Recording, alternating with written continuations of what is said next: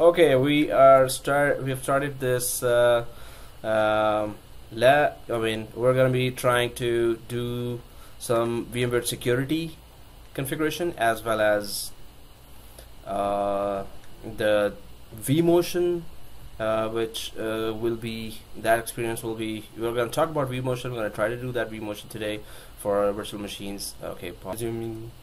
Okay, so this is a reminder. The screenshot is a reminder that please try to create your screenshots. It's a good investment for your future, and try to give more time to create those screenshots. It will be a very big asset for you in your IT future in your career. So those who are doing that, congratulations to them. Those who are not, try to start creating screenshots of all the labs. Okay, so yeah, let's go ahead. I hope people are trying to study for the exam who has not done VCP DCP 5.5. Get that 70% exam voucher, so you could really enjoy that discount while it is there. Okay, so other than that, if anyone has any new files, VC files, you can share with us. If you're preparing and have questions with those topics which we have already covered, you can email it to the group, so we can all try to work on those. So let's go ahead now and oops. Okay, mute. So what where are we coming from? We have created 5 VM environments till now. Then we created a lot of virtual machines, first locally. Then we created on the local storage. We created a lot of machines, and then we created NFS shared folder on our Windows machine, Windows 2012, and created a data store there. Then we created a sandbox on Windows machine, and today we're going to try to actually do the vMotion on the data store and the virtual machines which are present on the data store that is present on Windows 2012. We're going to try to do the vMotion for those machines, or we're going to just create new machines on that sandbox and try to do the vMotion, just the vMotion, not the storage vMotion. We're going to be doing that after we do the DRS and resource pool on Thursday. So we're going to be Wednesday, sorry. So then we're going to be doing DRS and resource pool and trying to know about the storage vMotion as well. So NFS shared, so that's what we created till now, and then we downloaded and installed configured vCenter appliance, and then we created the virtual standard switch, and we played a lot with them, and then we performed this DMZ lab for the virtual standard switches, and created exactly that lab so the traffic flow could be understood, and also all the components of the vSwitch, standard switch networking in our vCenter. So that was fun. And okay, the next screenshot was supposed to be, then we did the distributed virtual switch, and we imported both hosts and their networking in the distributed switch and then we checked if the policies from the distributed switch reaches the host proxy distributed switches, and they did reach there. And then we added a network card as well for the distributed switch. So it was all pretty important and to know, but and yep, screenshots guys for the distributed switch. Okay, let's go ahead, and then there are today's topic for securing VMware vSphere. There is security related to the VMware environment, as well as then there's a log. There are log files that we need to capture, catch, and have some centralized area to install those log files. If we later need that for troubleshooting. Okay, let me just double check the audio. Yeah, it's okay. Cool. There is that configure in this chapter. Wow, as if we have lots of chapters here, right? Or we were following chapters. In this chapter, you will learn to configure and control authentication to vSphere, manage roles and access controls, control network access to services on ESXi hosts. There are services that we can enable, disable, network accesses that we can control, and then integration with Active Directory. Later we're going to try to perform vMotion by just talking a lot about the concepts behind that, and then doing it is since we already have the sandbox, so nearly everything is in place. But we're going to still go through the prerequisites of that, so we could just cover that important portion of VMware, the vMotion, but then we can go and try to start some bigger topics on Wednesday. Okay, let's go ahead. Overview of vSphere security. Securing a vSphere environment means securing all the different components. So ESXi host has to be secure, vCenter has to be secure, the VMs, specifically the guest operating systems running inside the VMs, have to be secured, the applications running on the VMs. So every component should have its own security features covered, or at least we should know what areas we should be looking to secure. So three different aspects. This is AAA, coming from in our class for those that MCSA as well. So authentication, authorization, accounting, authentication, users or group. We can add from Active Directory the users and groups, and then give them privileges on the vCenter in the vSphere environment for doing different tasks, and it's very flexible and we can customize it a lot. So then authorization, what resources we can also give for per object. Maybe there's a VM object, in any inventory object that you want to give permission to specific user. Hey, just control that VM only, or just control that host only, and any VM on that, and that user could be from Active Directory. So, and accounting, all actions tracked and logged. So there's a logging software that's available with the vCenter media, that ISO from which we install vCenter. There's a that log collecting application or utility, we can say. It's a small one, so that's available to capture all the logs from all the hosts. So let's go ahead with working with ESXi authentication. The majority of what you need to do as a vSphere administrator involves working with vCenter. So we're going to be, of course, working we are working all the time on vCenter. So there are instances when a task cannot be accomplished through vCenter server. Some examples include the vCenter server is not available or is down. Suppose you need to directly connect to the ESXi host. Suppose in case the vCenter is not connecting to that host, or you're troubleshooting ESXi boot and configuration problems. So there are two basic options: managing users and groups locally on each host. So if you want to create try to manage those users and groups locally on each host, or integrating with Active Directory.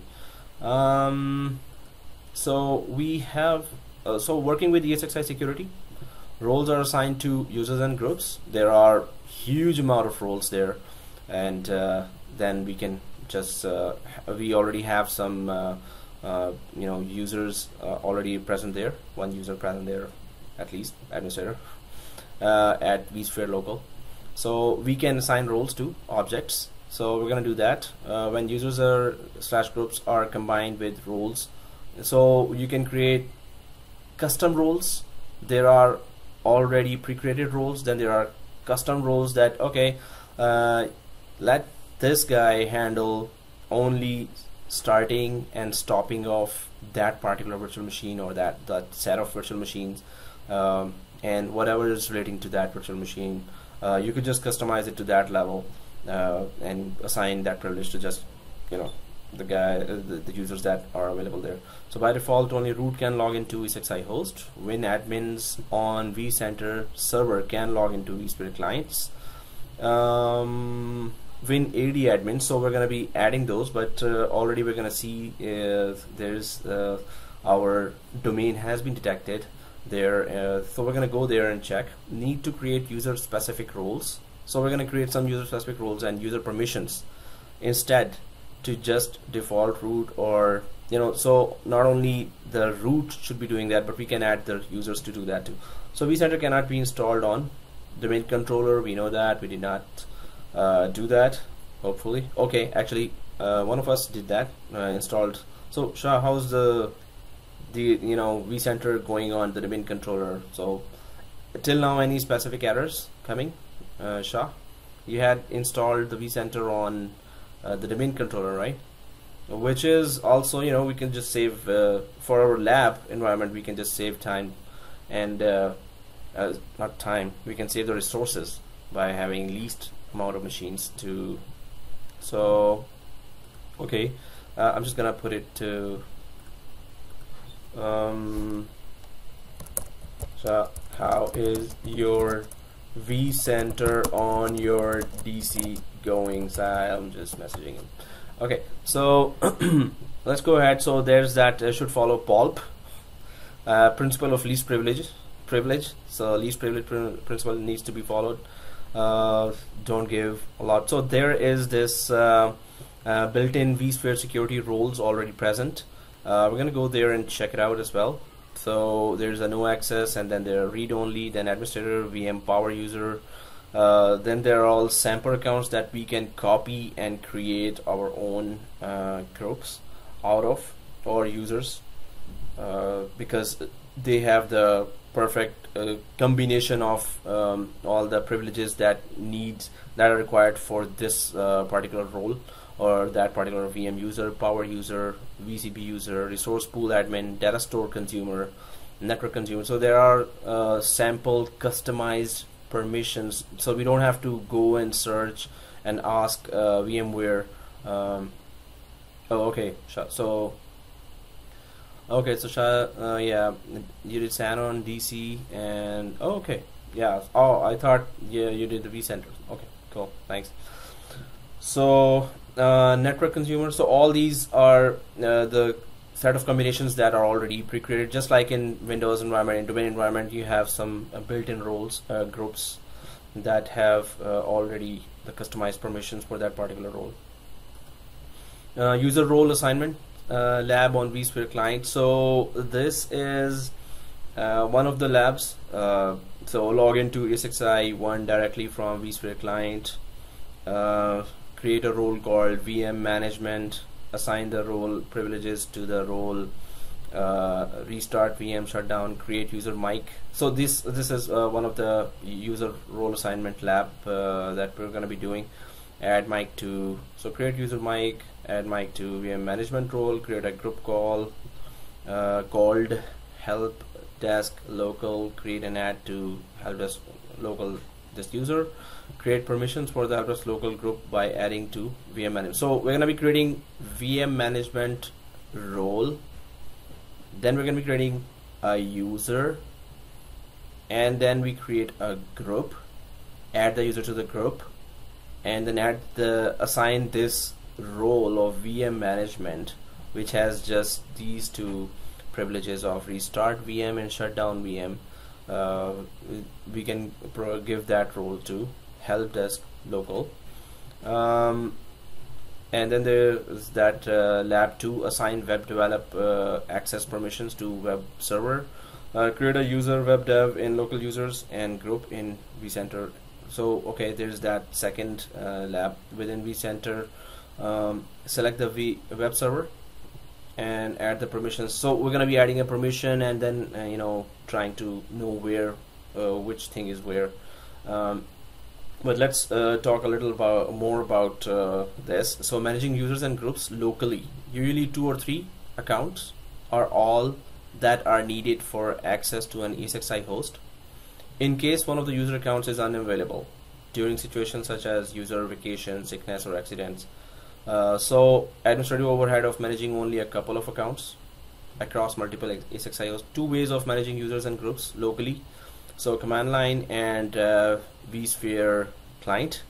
So then there is that steps that are available there. So let's go there. I am just going to put this slide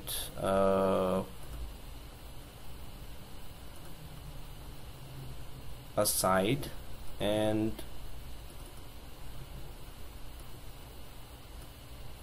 okay, so let me drag this.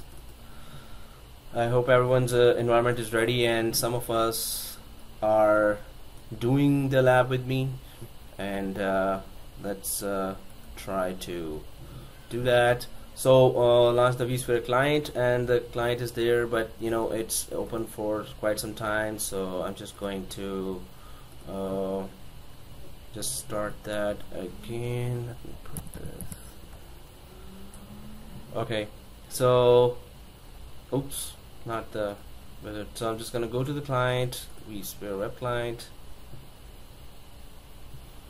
and it's always good if it's open for too long, then you could try to. So yeah, administrator. So today, anybody following me today? And this everyone can do today. Is this task everyone can do this. You just need the vCenter connected to one of the hosts, and that's it. You're good.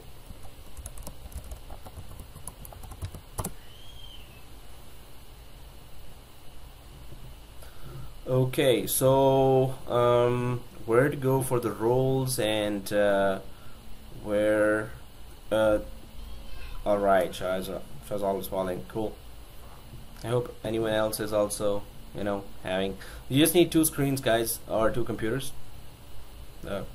Easier said than done. Yeah, I understand, but sir, if you're doing it with me or even after you get the video, I hope everyone is doing it with the after the video is released, because not everyone is sending the screenshots.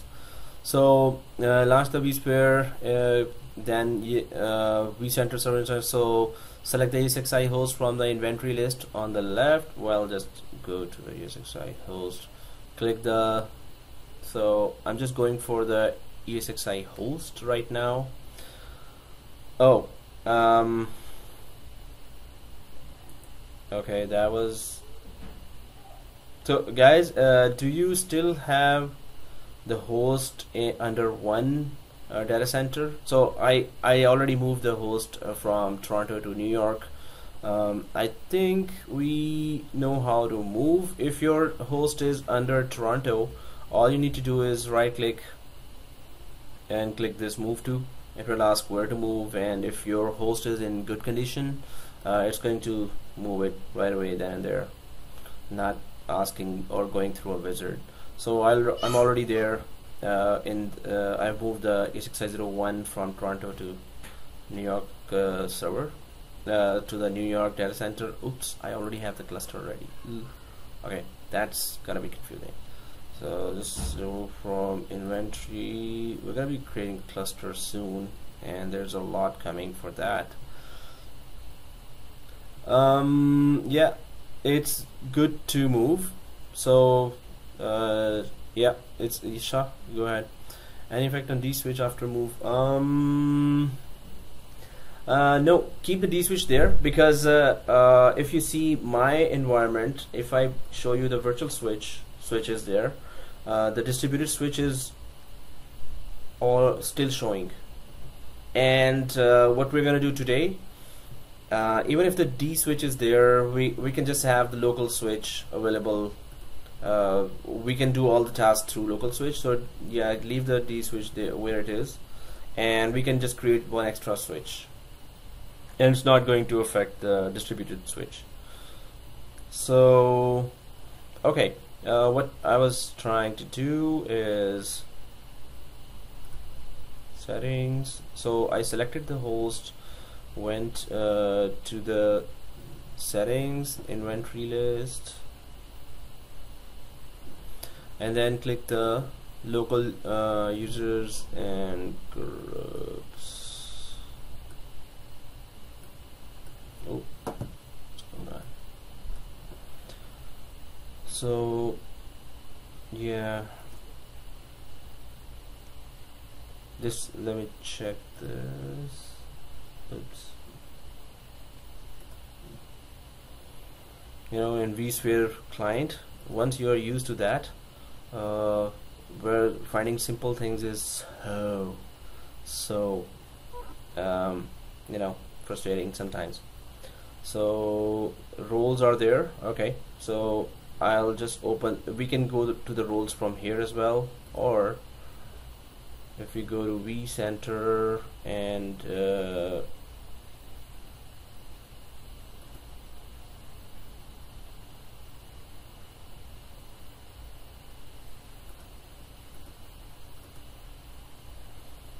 I had already created the cluster, so some of the things that I need to really get over with is, so let me just go to get started.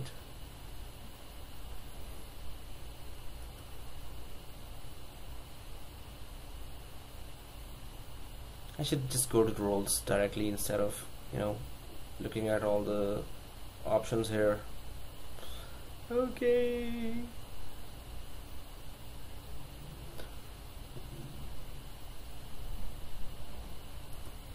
Okay guys, just hold on. Inventory list is here. Just go to I'll just go to directly to roles instead of going through the users and groups.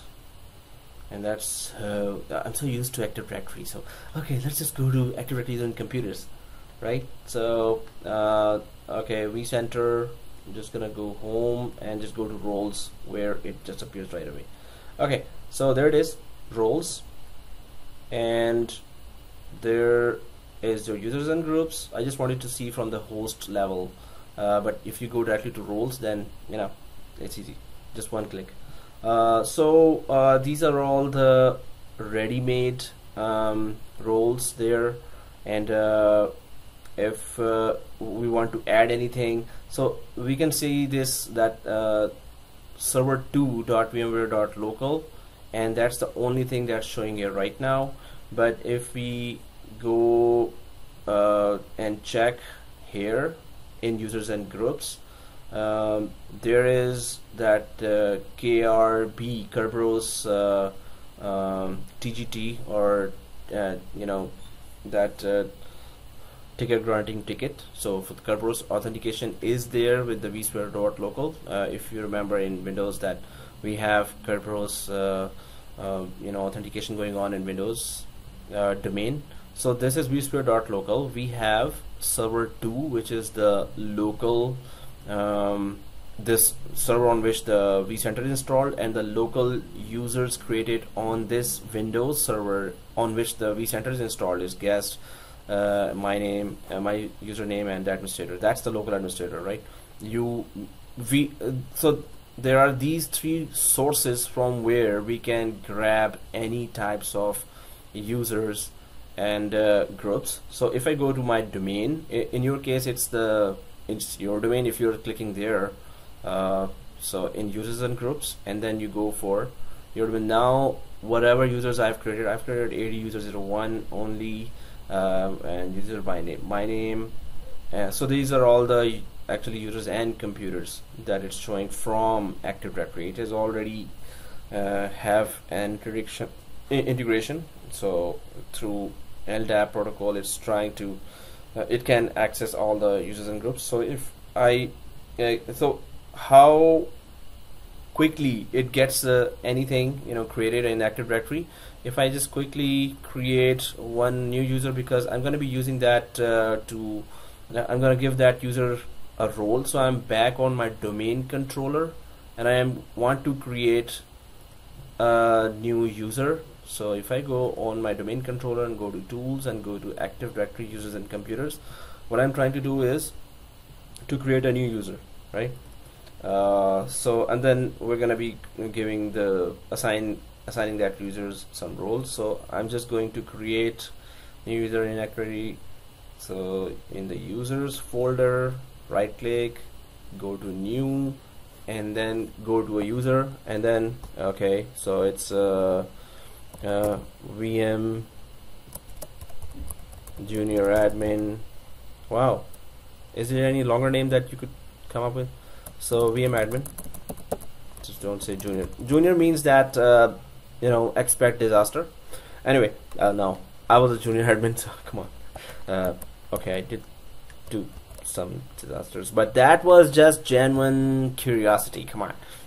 Okay, so let's go for VMadmin01, because maybe we're gonna be creating more VM admins. So right now I'm just creating VM admin in Active Directory. Next, and the password, and uncheck the user must change password at next logon. Click next, finito. So refresh. Okay, so VM admin there. So let's see, since it grabbed all the users or newly created users there were from Active Directory.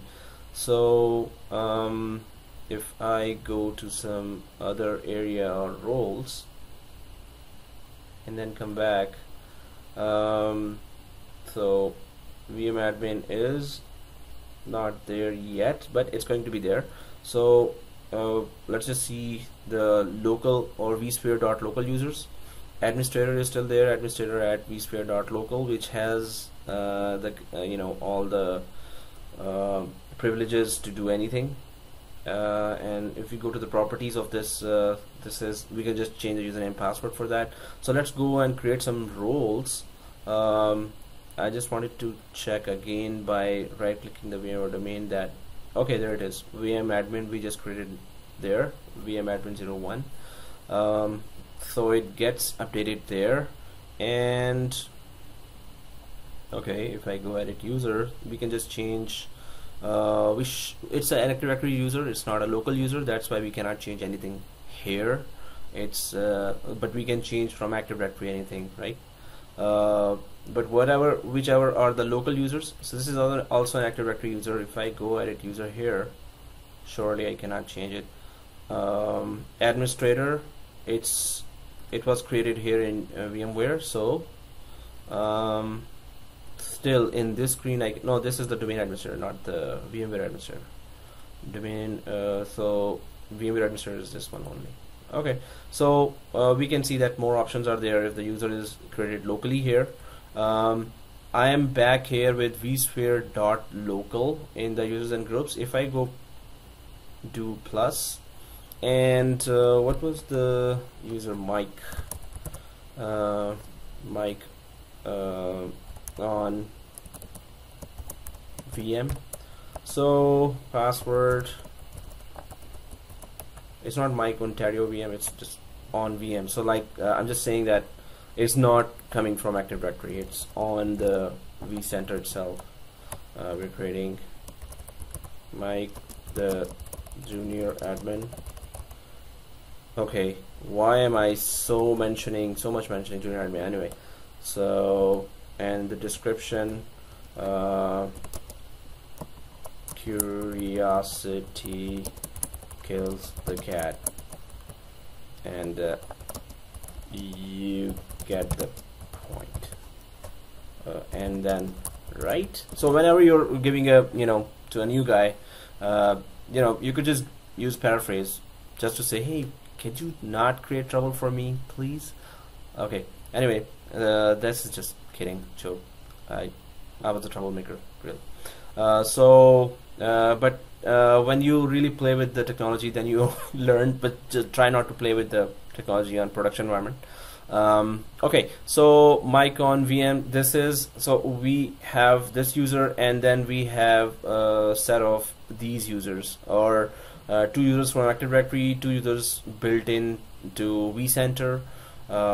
So there are then groups here, and so these are the groups. So DC admins on vSphere.local, well-known solution users group, which contains,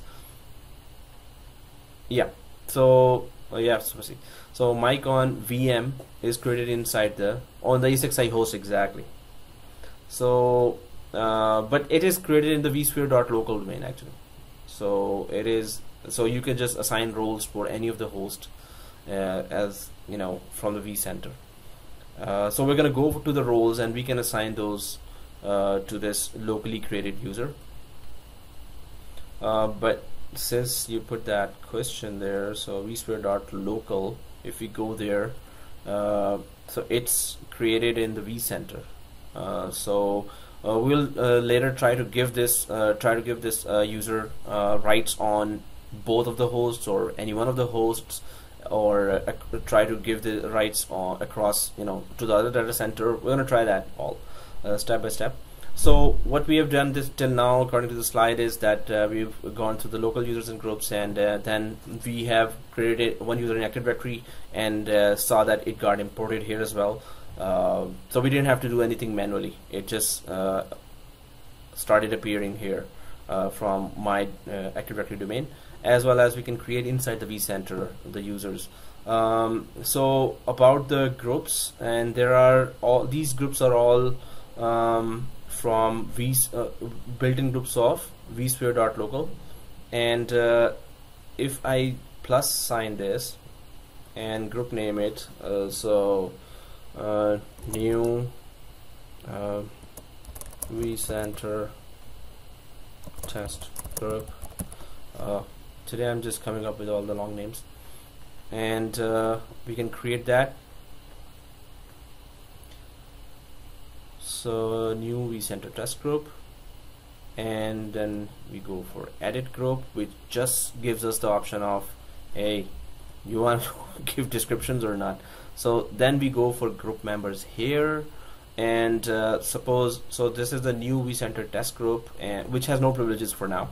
It's just, you know, just like we create security group in Active Directory, this is like that. So if we go to this group members option here, now where do you want to, which members or which users? So mic on VM, which is on actually the vCenter, I can add this guy.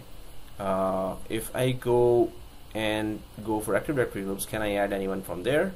So AD user 01 was already created, and what I created was VM admin 01. So click add. So that's coming from Active Directory. This is locally created mic on VM. So if I click check name, which is always a very, very good idea, the following names are correct. Okay, just to make sure we're not okay.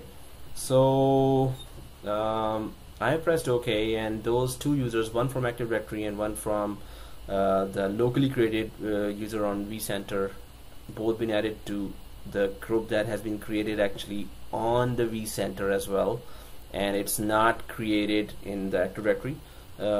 So okay, we have enough users and groups. Do we have? Yeah. So let's go to roles now and check, but let me just drag the slide back.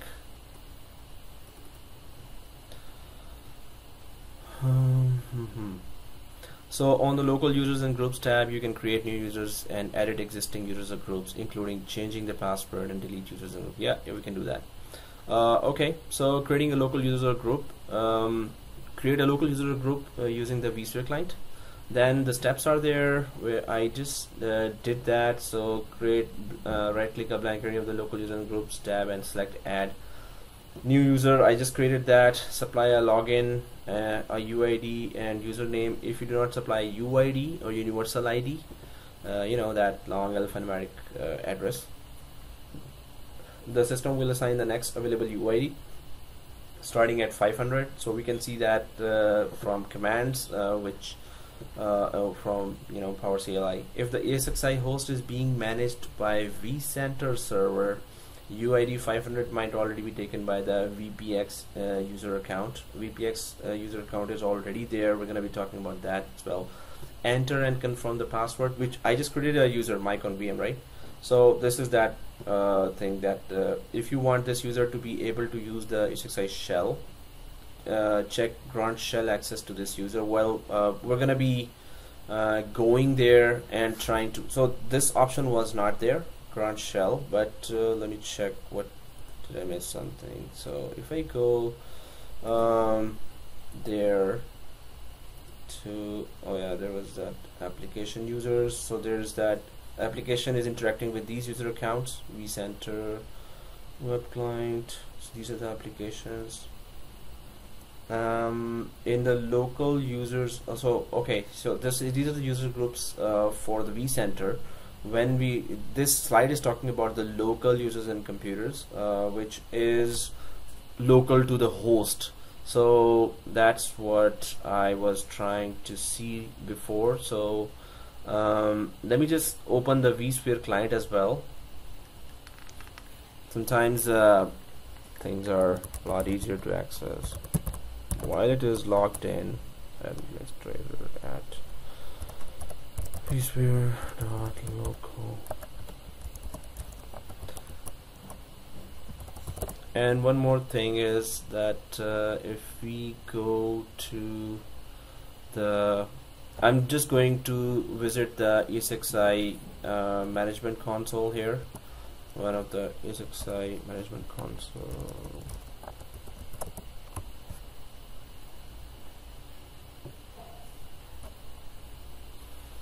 Lockdown mode is enabled. Okay, configure management, restart management, configure keyboard, troubleshooting options, has restart agents, system logs, and support information and reset. So if we go to troubleshooting options, so there's a, yeah, we're gonna be coming back here for enable SSH. This option was being asked that do you want to give that user the enable option, SSH option, so the user could access that SSH. One more thing I wanted to show, because we're gonna be coming back here, so I just wanted to revisit this. Yeah, so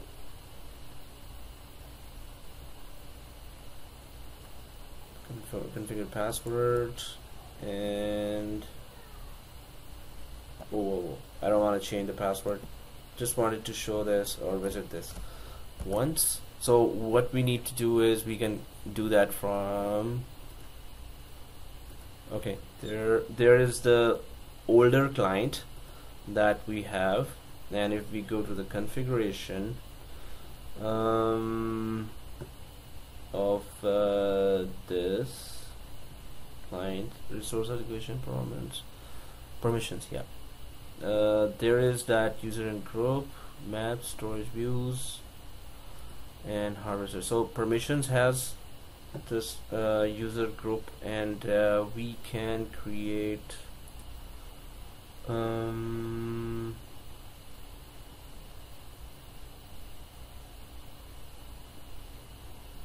not yet, host profile we still need to study. And so there is this option on the host that you have user and group, and if you right click anywhere here, add permission, when you click add permission for any host, it just asks you who do you want to give permission to, right? So this is in, you know, in the old client, vSphere client, right click anywhere. So I have clicked actually this sorry, vCenter. Let me click the host here. Okay, and add permission. When we add permission, then this is we're going to be access, you know, I will show you that in the vSphere client as well. But if I just go and click add, we already know what are our users. So on the domain, so either the local server users or vSphere.local users, we can see Mike on VM is there, and VMware domain, so VM admin is there from Active Directory. I should have named it VM AD. Okay, Active Directory user. So there are these users that, so we can give access or permission to VM admin, or what about if I go for that group where Mycon admin and the other admin, you know, the VM admin, both are there. Is it showing me the group? That group was created on vSphere.local, remember? Yeah, there it is. So new vCenter test group, and the users, one user is from Active Directory, one user is from vCenter.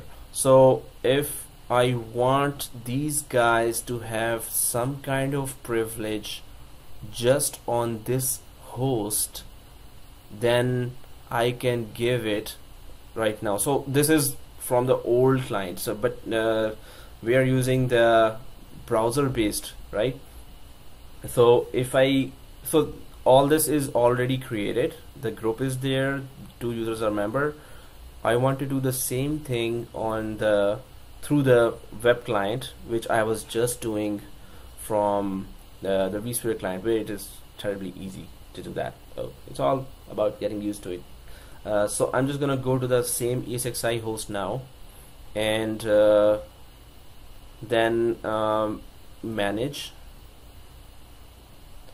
permissions,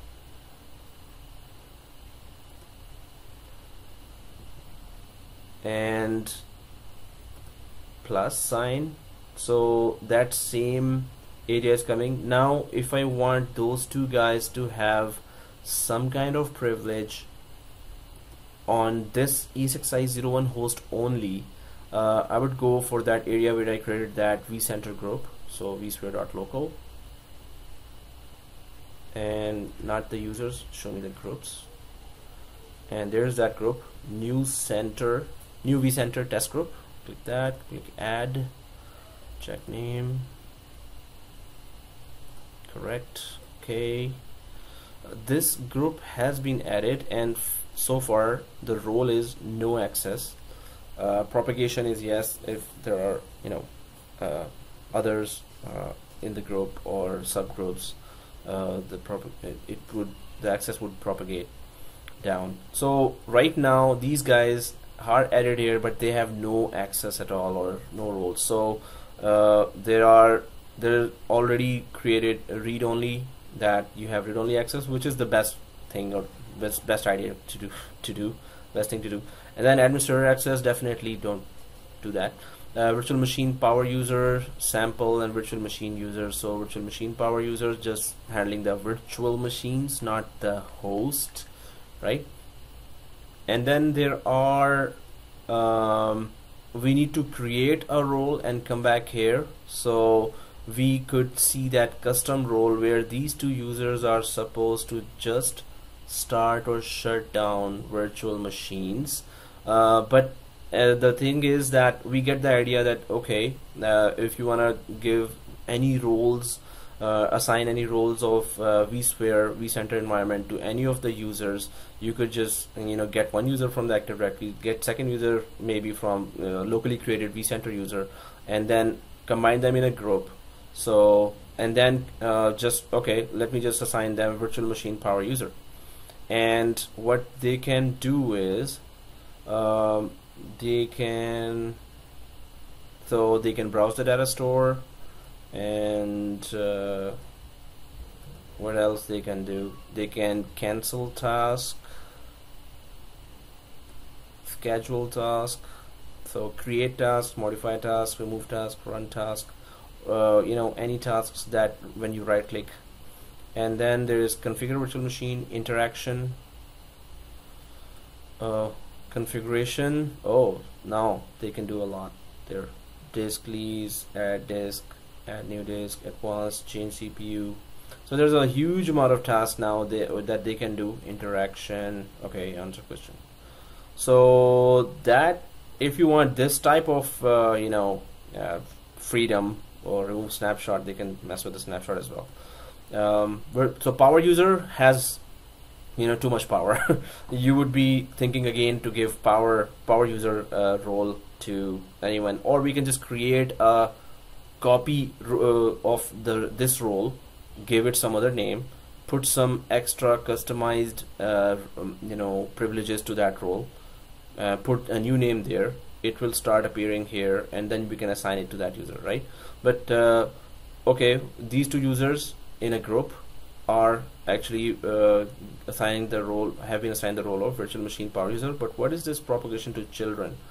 So this is a host level access or privilege they are getting. What do you mean by children? So whatever is under the host and whatever is the role whatever privileges the role is giving them, it will be affected. These things will be, these objects, vCenter objects will be affected by that. So we should be very careful what we're doing. So it's going to say that, hey, if I had done it on a virtual machine level, definitely it won't be that long list, but on a host level, that's a long list. So press OK. If I press OK here, so that role has been assigned to those two guys.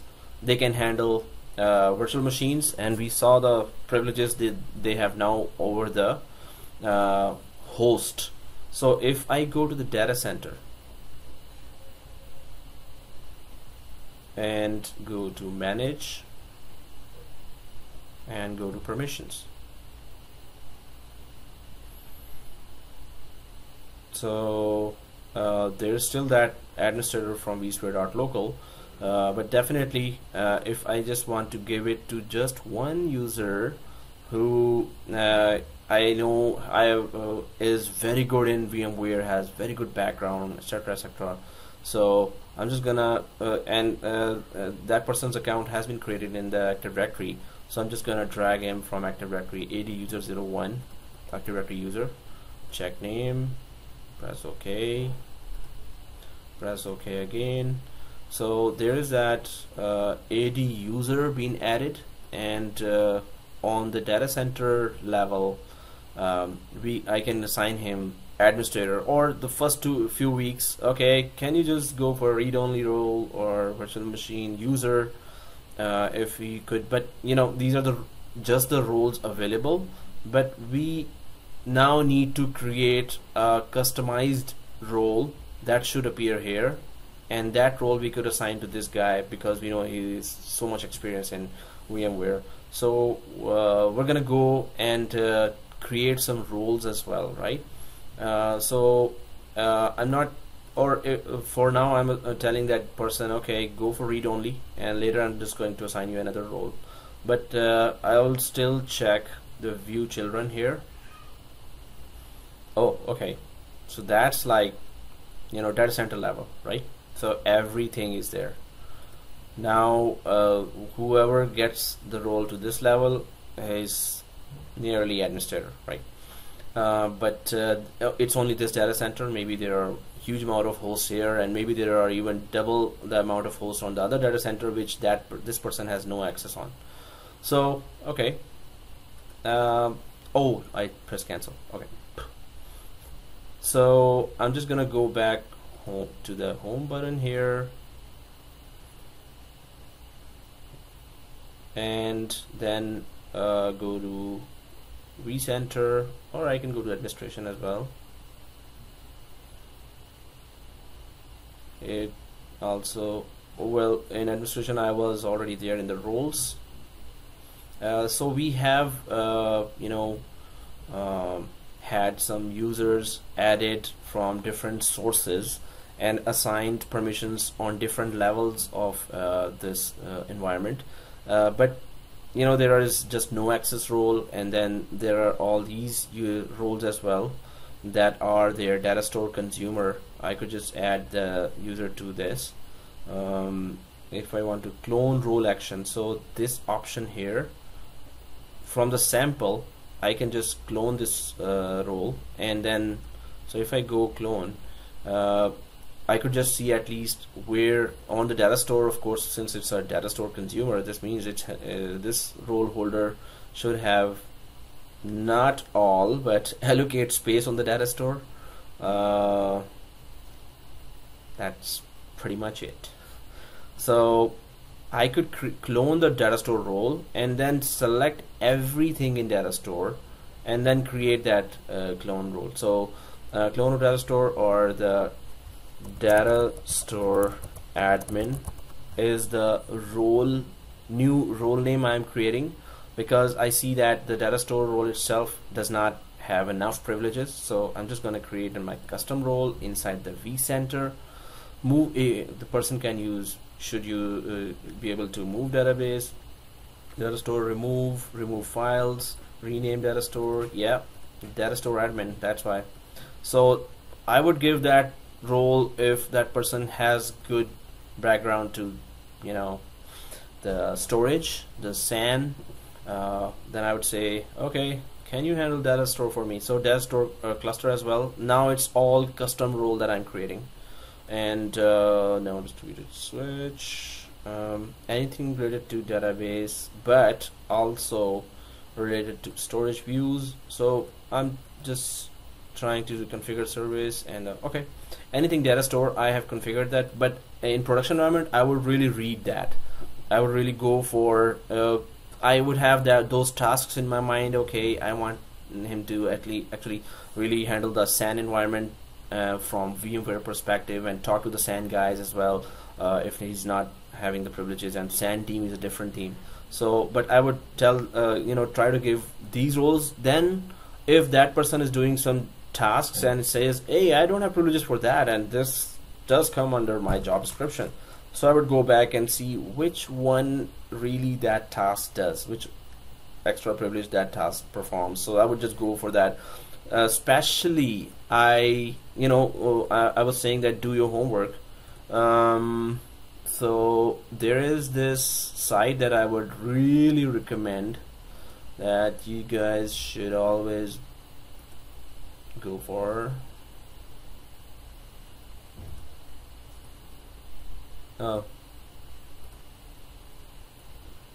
So it's the VMware vSphere 5.5 documentation center, and so whatever you type here in search, it's wow, it's like they have very good point to point, they have explanation for each and every option there. So VMware vSphere 5.5 documentation center, I'm just copy pasting it there.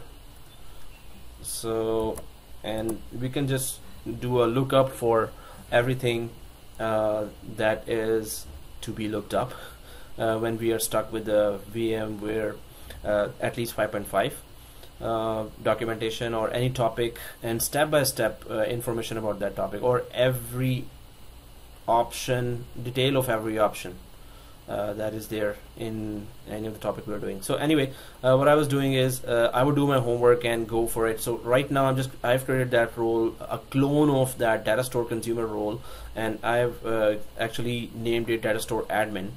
But I also wanted to go for the data center admin. So I'm just gonna quickly create another one, data center admin, because that guy still has really only access to on data center level. So I'm just gonna expand the data center side, and we'll make sure that on the data center level that person is able to do everything. But under data center, then everything comes, or at least related to that particular data center.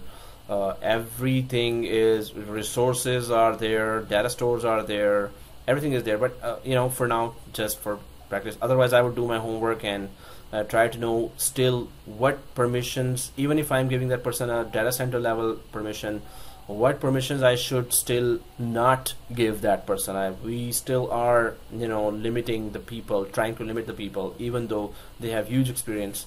But you're the top admin there, right? So you would not want somebody to just, hey, all privileges to you, okay, go do your work.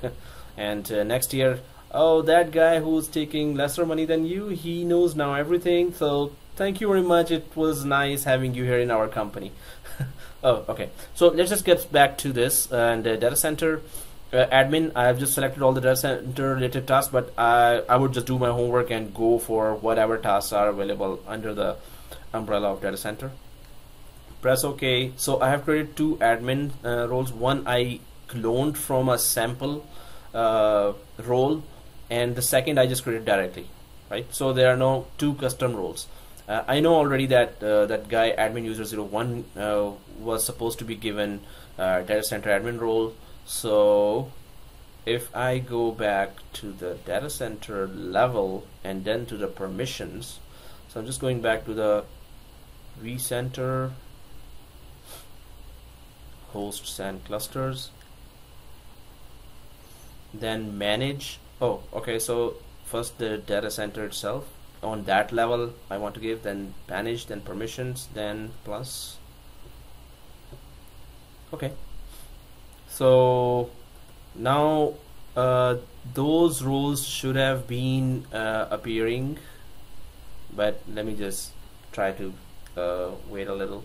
Or what does it do? Go to vCenter, yeah. So just give it a little time. Oh, where's that progress bar? So that progress always is showing in the vSphere Center below on the data center level. Okay, let me just check that again now.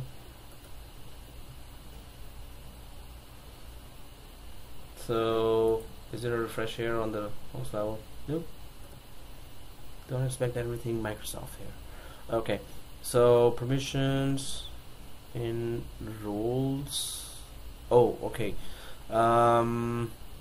It assigned roles. I still have to assign those roles as well. So just wait a sec. It should be appearing after I assign it. Let me check that out. So I just need roles here from the vCenter or from the home. Users and groups. If I go there, and groups, okay, there's that one user that I wanted to give access, and that user is from Active Directory, so I'm just going to go there. VMadmin01. So, oh, sorry, I need to give the group the access, right? And the groups, oh, sorry, on the role. So the roles have to be really, coming there. We need to give it a little time and then go back there and try to do that. So I'm just gonna check here again those roles. I've created 2 roles here. Data store admin, especially the data center admin, they have not appeared yet. And privileges are these when I click the data admin. And okay, if I go to, yeah, that's just editing it. So I'm just gonna give it a little wait, because I've created there, and they need to be propagated to the other side. Okay, other than that, while we're giving it time, let's go ahead with the rest of the slides. So we could also start the managing users, and then there is, so I'm just going to give it time and then visit it back. But this is, we have given group membership, select users from drop down list of groups and click add. So yeah, we did that. Editing a local user or group. Perform the following steps to edit a local user or group. We have tried to, so this is the ESXi level where it is not added to the vCenter. It is actually added to the vCenter. So this is from the vSphere, but we are doing in the vCenter client, web client actually. So vSphere slide is there.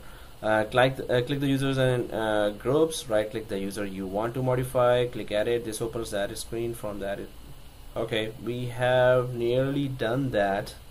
Assuming you have already launched the vSphere client and connected to an ESXi host, select the ESXi host from the inventory and click the local users and group.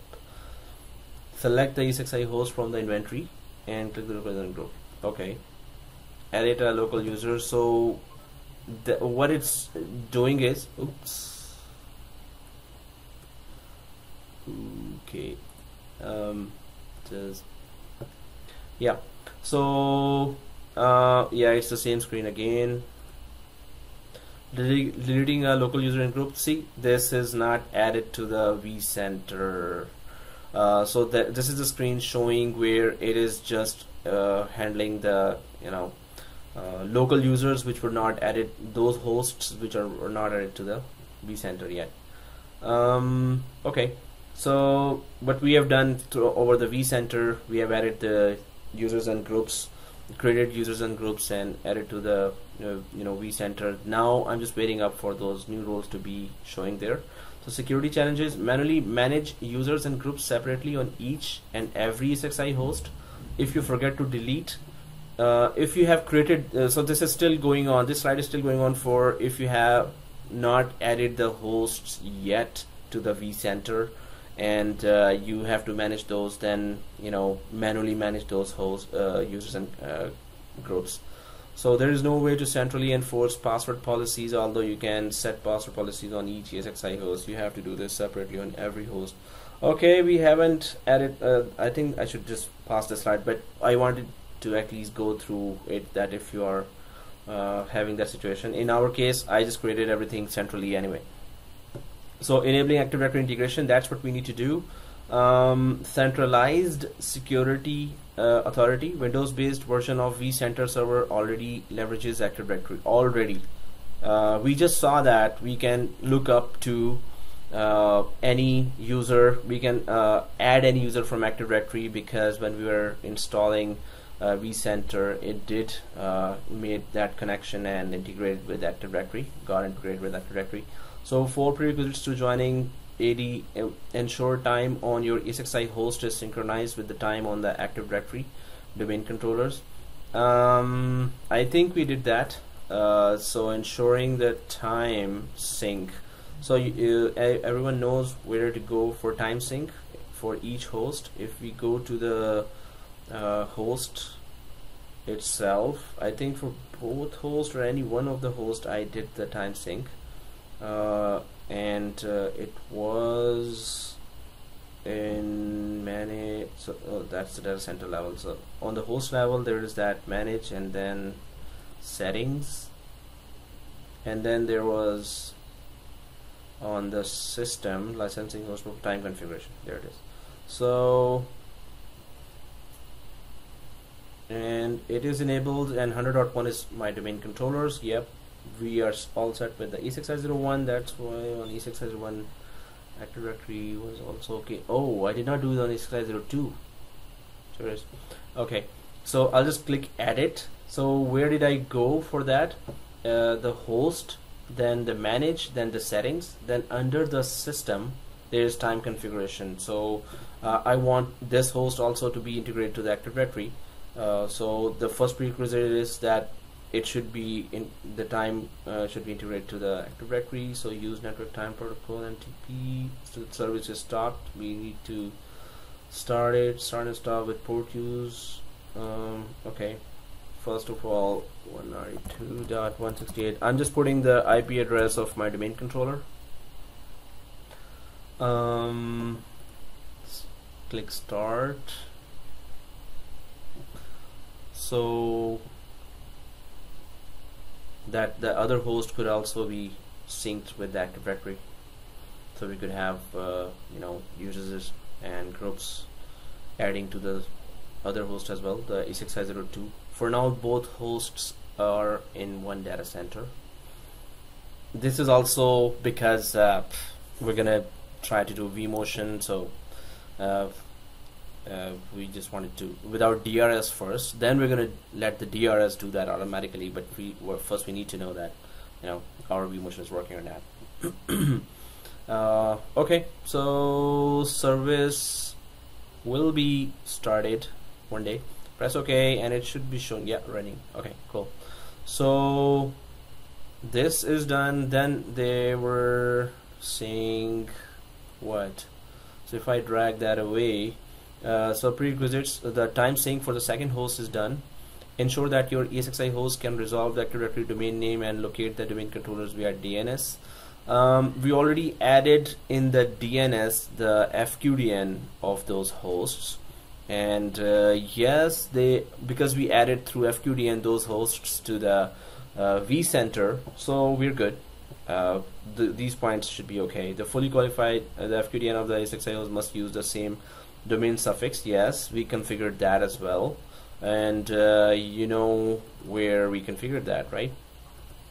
It was, if we went there, we all remember that, but I'm just trying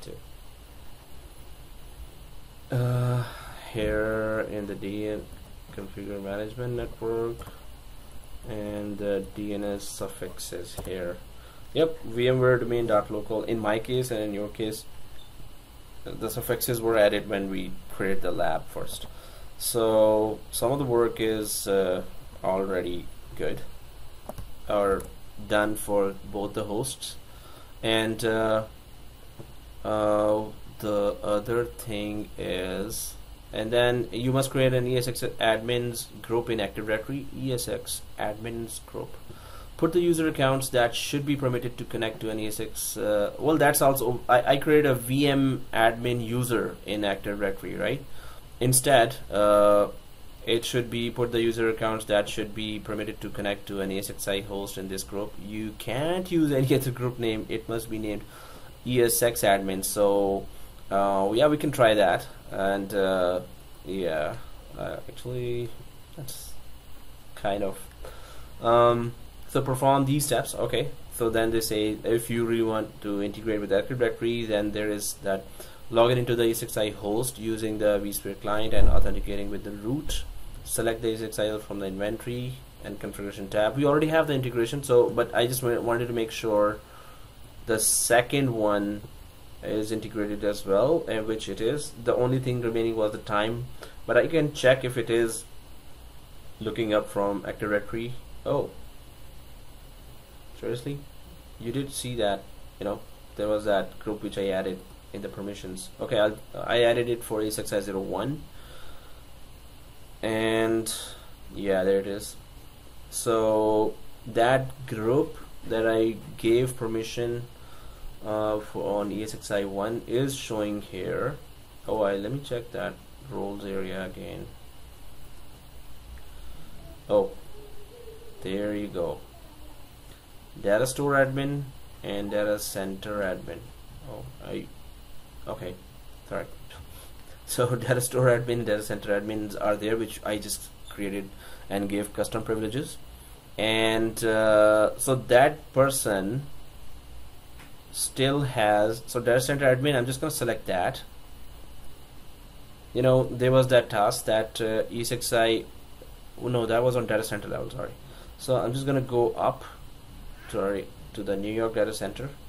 That person from Active Directory, we were supposed to give you know, that data center role, which we just customized ourselves. So I'm just going to add that VM admin from my Active Directory and select that guy, VM admin,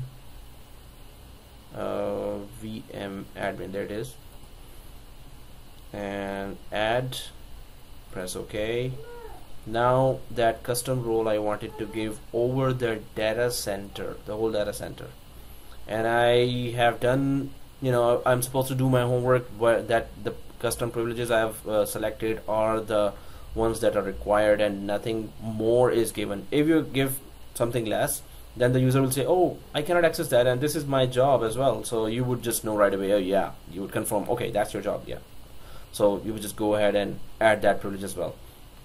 So data center admin role, selecting there, it's still saying what I have selected, what options have I selected, and then also what is the scope of this privilege that we are giving, and it has access to all these areas. Okay, so data center level, press OK.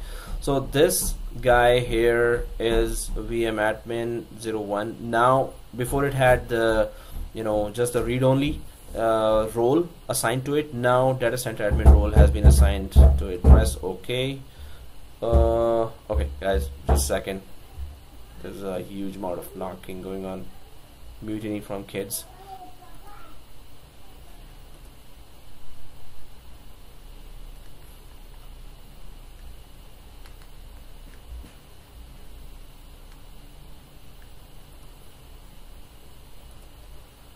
Okay, back.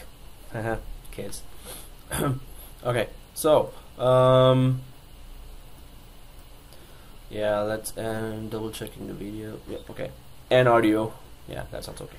So this is done for the roles and Active Directory integration.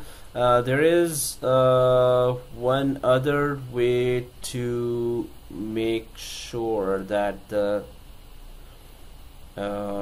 we could actually make these machines part of the Windows domain, Active Directory domain, and I don't see there any reason for that, but if we do want to see that option, it's so we're going to be visiting, we were supposed to visit the security profile as well, authentication services here. So it's local authentication already, but we could just make this host get authentication from Active Directory. And if you really love Windows and you are a loyal Microsoft person, you could just but they have given that option, so it's not like loyal or really love for Microsoft. Anyway, if I click join domain here, the authentication could be moved to the Active Directory, or from the Active Directory accounts we can actually get in access the this host as well. But I just wanted to make sure one thing before doing that. Can we do that on the data center level? I don't think so, but manage, there is no settings there anyway. So if I just add this ESXi host to the Active Directory domain and check, so my domain name is VMware domain.local, and credentials would be my domain admin, so administrator. So let's press OK here, and it should be if all goes well, it should be showing here my domain, and then it could get the authentication from administrator at VMware domain, which is my Active Directory domain, instead of vSphere local. Well, I'm going to check that now, but this is just on one host level, not the vCenter. So this host is now part of this domain as well, of VMware domain. So if I go back to the domain controller,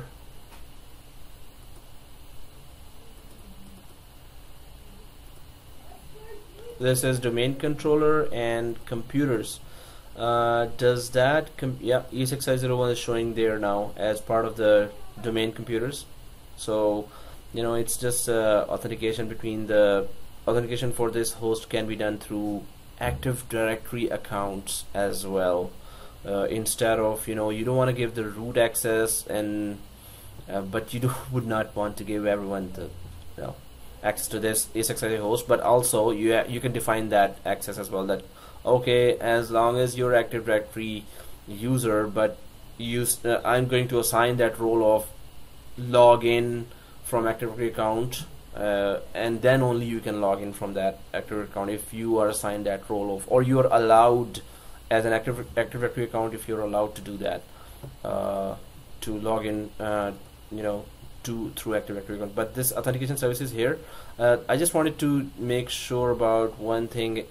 If I close this now, because I still have the vSphere client open, and if I go back to vSphere web client, authentication for the host access was there.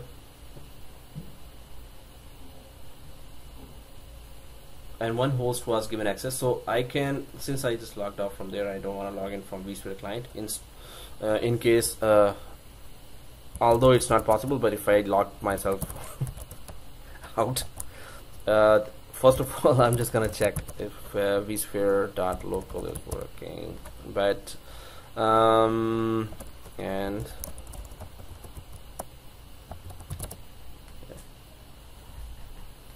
and if I log in from here, both hosts are still joined, or that host is still joined to the vCenter.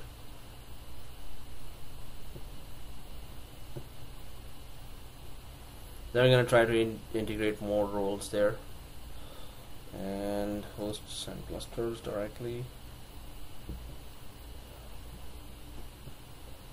Okay.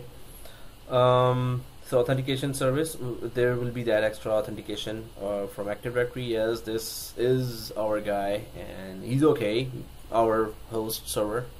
One more thing here is the services that we wanted to see. So I'm just going to get that slide back for. Okay, so ESXi drop down. DNS domain, yeah, we did that. Join domain button, yeah, I just did that now. Specify username and password, that has permission to allow the host to join. I did not specify username password. So once the ESXi host is joined to Active Directory, users will be able to authenticate to an ESXi host using their Active Directory credentials, using the vSphere client or the vCLI. Users can either do this. Okay, I joined ESXi01 to Active Directory, right? So if I go for you know, that vSphere client, through vSphere client I was connecting to, so I'm just opening another and I hope the lockdown mode is not going to bug me, but the second host name is 3. I think the first host name is, IP address is 4.3. Okay, so if I go there with an Active Directory account, which is administrator at VMware-domain.local, and the password is this. Can I log into the host directly through Active Directory because it has joined the domain? So any error comes, we could know, or if not, then okay, it will be confirmed. Cannot complete login due to incorrect username. What? At least not this. Administrator at VMware-domain.local. Okay, with the password.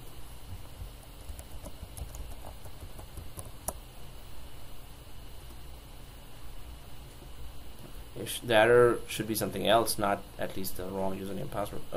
Or maybe it's expecting root. So definitely, or the command hasn't reached there till now, or whatever. Okay, let's give it time. So vCenter, I'll just make it. Oh yeah, that was a second console that I opened. Anyway, let's give it time. Just like the roles appeared after a little time, this would also appear. Okay, let's go ahead, and the next thing,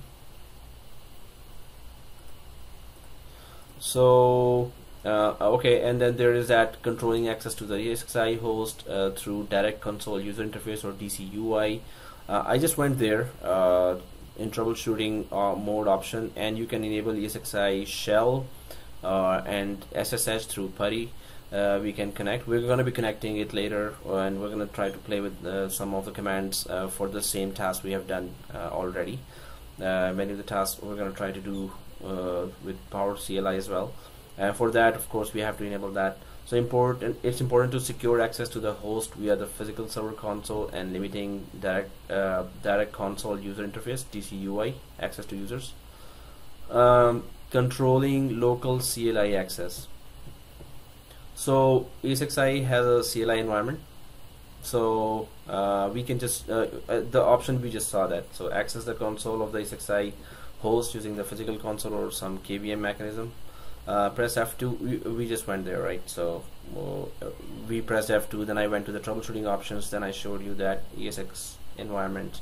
Since okay, so controlling local CLI access, connect to ESXi host, select the ESXi, and then configuration tab from the software section, security profile. So click the properties hyperlink near. So let's go there. So maybe you want to control the local CLI access, so we can go to the host services of the host, and then we can just either start the shell service or keep it stopped. Click OK to return. The status of the ESXi shell should now be listed as running. Click OK to return to the vSphere client. ESXi shell is down. So ESXi shell, if I go quickly to that host and quickly see from here, then I'll quickly go to the vCenter and see from there as well. Okay, troubleshooting options here, and enable shell, which is okay, ESXi shell is disabled. If I press enter, which I did, and it is enabled now, I can do the same for enable SSH. Okay, enter, press enter, and it's gonna be enabled. But then from vCenter, I'll check if the service is running or not. Otherwise, I will have to run that service for the ESXi shell. And to run any service, we have to go to the security profile. So if I now go back, so this is ESXi 01 that I did the changes, but I have to press escape to save those changes, or is it going to ask? Oh, it did not ask. Okay, well, why did it ask me to save it? Are these changes just done without even pressing yes to save? So if I go back to troubleshooting options, yep, they are enabled, and press escape and escape. It did not ask me to confirm that should I save or not, right? Okay, this is done on the host level, that I enabled the ESXi shell and SSH, secure access to the host, as well as if I go to the host ESXi 01 and go to the security profile, this is a security profile here. So ESXi host 01, manage, settings, and then security profile.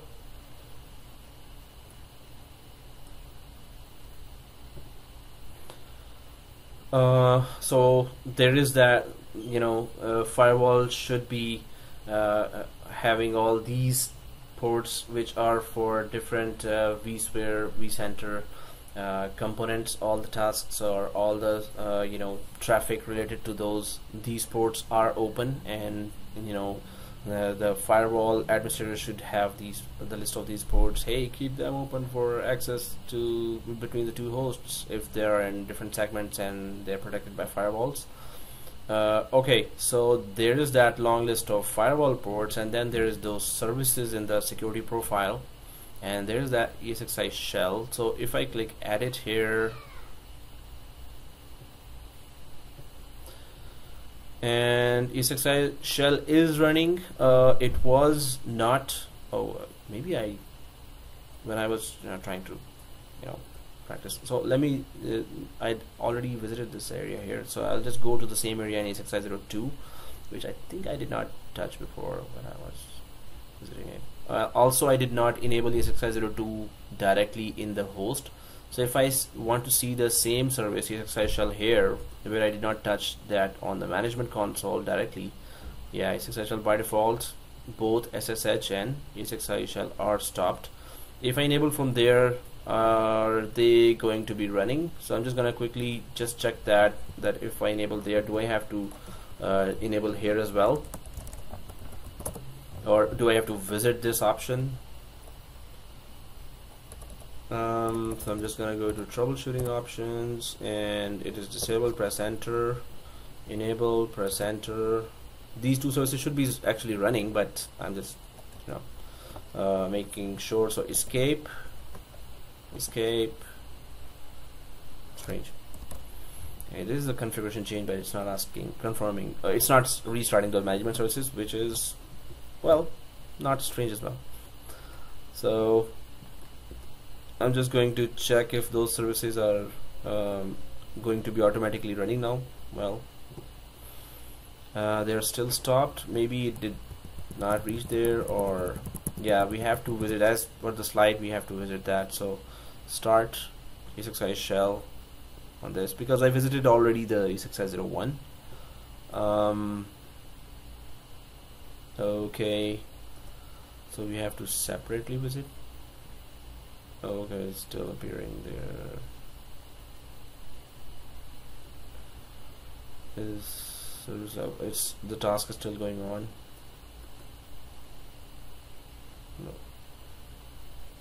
Press OK. Click at it again. Oh, see now. So it's confirmed. SSH I did not start. Yeah, it is confirmed. So you start from there. They are started here. Okay. So these are the in the security profile. There is firewall settings. There are services. So from security standpoint, these are stopped, but you can control that from here. And there's some precautions there for the firewall. So controlling local CLI access, root login via SSH is enabled by default. Well, okay, yeah, from root it is enabled, but we have just enabled for everyone now. Controlling remote CLI access via SSH through vSphere console. Generally speaking, allow the root user to log into a host via SSH is considered a violation of security best practices. So it's a violation of security best practices even if the root is able to log in from SSH by default. However, in vSphere 5, when SSH and E6i shell are enabled, the root user is allowed to log in via SSH. This is yet one more reason to keep SSH and the E6i shell disabled during the normal course of operation. So if you really are doing some kind of troubleshooting, only then go for it, otherwise disable it again then. So we're going to be trying to check all these through PowerCLI commands as well, how to remotely disable, if suppose there are 50 hosts, you would just give one PowerCLI command to change the management services. Then there is that firewall which we just saw, and some common ports for those are these vSphere client and vSphere agent use 443 and 902 TCP ports, UDP 53 for DNS, TCP and UDP 427 for common information model service location, SLP which just looks for service lookup, it's commonly for that. Then 8000 for vMotion and SSH 22. These are some common ports, and the full list we just saw there for all these ports which should be enabled for the traffic to be coming and going. So patching, we're going to be doing that in a separate lab of vSphere Update Manager. This is the VUM is the tool. It is a tool VMware supplies with vSphere to address this need. So through vSphere Update Manager, we're going to try to know how to keep the hosts updated. And E6i host permissions. That's what I just did. That group to role with privileges and give permission to web servers or resource pool. You can create. We're going to be talking about resource pool and DRS on Wednesday, so it's a pretty important topic. When it comes to permission, we just did that, it is just saying that add permission thing. So I'm just again just showing, since it came there. Oh, it was there already, this one. I clicked it. Hello, testing 1 2 3. Okay, click permissions. Yep, this area. So we can give on host level any permission, and at data center level we can give permissions to people, to users who are being added from Active Directory, as well as locally vCenter created users. Okay, and we can create users in separate hosts as well, on host level as well. So vCenter level we created users and groups, we can create on host level as well. Okay, so yeah, privilege, role, permission, we just did that all. So user group, then we gave privileges. Privileges were inside the roles, and permissions were on the vCenter object level, inventory object, which is, you know, the host or the data center. Then there was that no access, read only, and administrator. And custom roles, we did try to create a custom role, so we cloned, okay, and there's a custom role. I'm just gonna go ahead now, granting permissions, we did that. So I'm just gonna send the slide, and you could just resource pool and DRS we're gonna study on this Wednesday, so that's gonna be pretty important. Removing permissions, yeah, we can remove permissions from the same place we added the permission. So identifying permission usage, yeah, who has which role, we did saw that.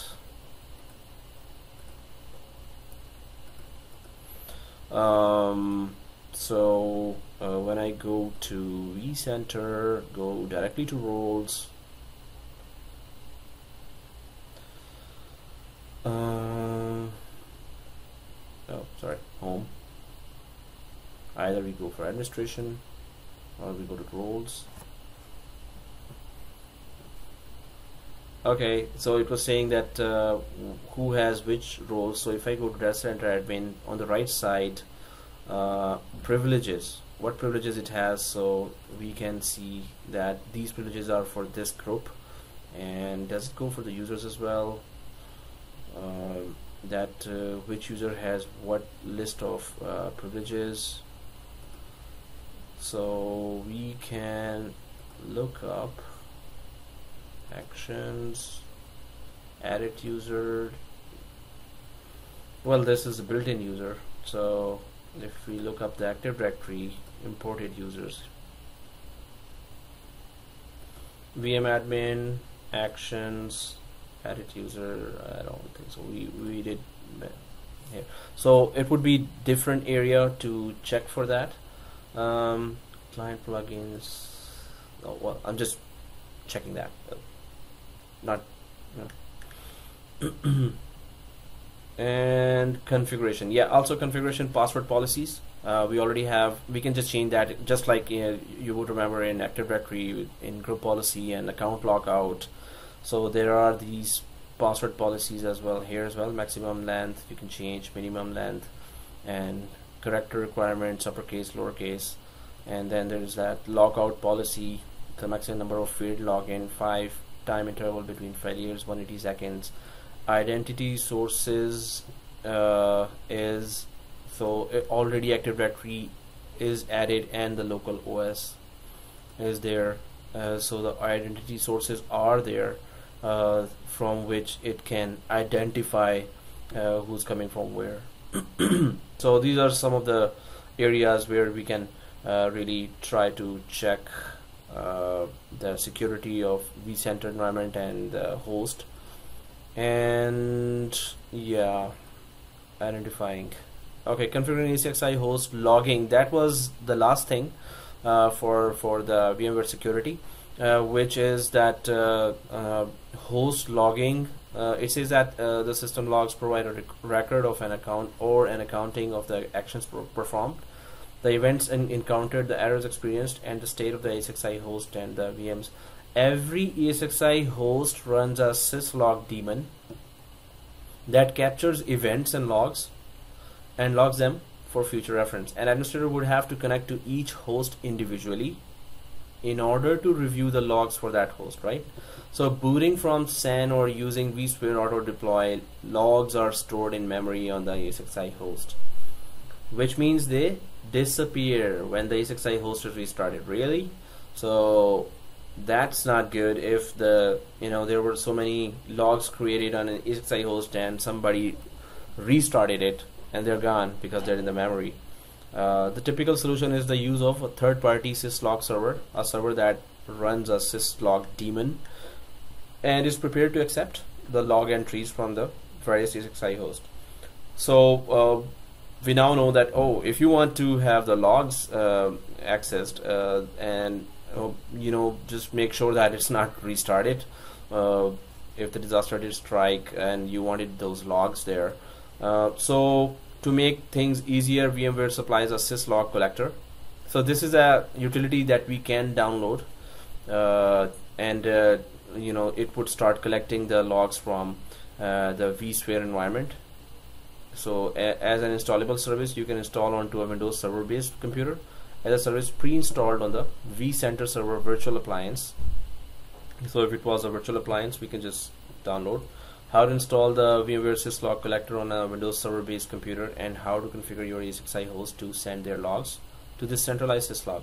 So let's start with the installation. So this is the area syslog collector that we can install from. So if I go back to this vCenter client, so what I'm going to want to make sure is that the DVD has the vSphere vCenter ISO mounted to that second server, server 2, because it's in that media. Yeah, this is the file. VM setup update 2, double click that, press OK, and then if I check, what I'm trying to do is trying to download from this DVD or the ISO this file, vSphere syslog collector. So it's going to collect all the logs, and logs are actually job savers. Whatever in big environments, it happens that wherever there's a downtime, unexpected downtime, then the investigation starts, and the logs are the main thing, or maybe the only thing that gives you the details of all the events that happen with the timestamp. So this utility would be job saver when it comes to collecting logs. So vSphere auto deploys inside the ISO of the vCenter DVD. So it is mounted to the DVD of this virtual machine. Let's just click this vSphere syslog collector and install. I'm just going fast because you're gonna have a video anyway. So hopefully with the audio on. No, it's not hopefully. I'm sure the audio is on. Okay, so I'm just installing this log. Okay, I already installed it. So if you have, no, you know what, I'm removing it because sorry, okay, it's too late, but I'm just gonna go to another server and just add that syslog, because it would just still want to have the address of the vCenter from wherever you install this syslog. So I'm going to another server, vCenter server 03, and just mounting the same oh, not the central soft.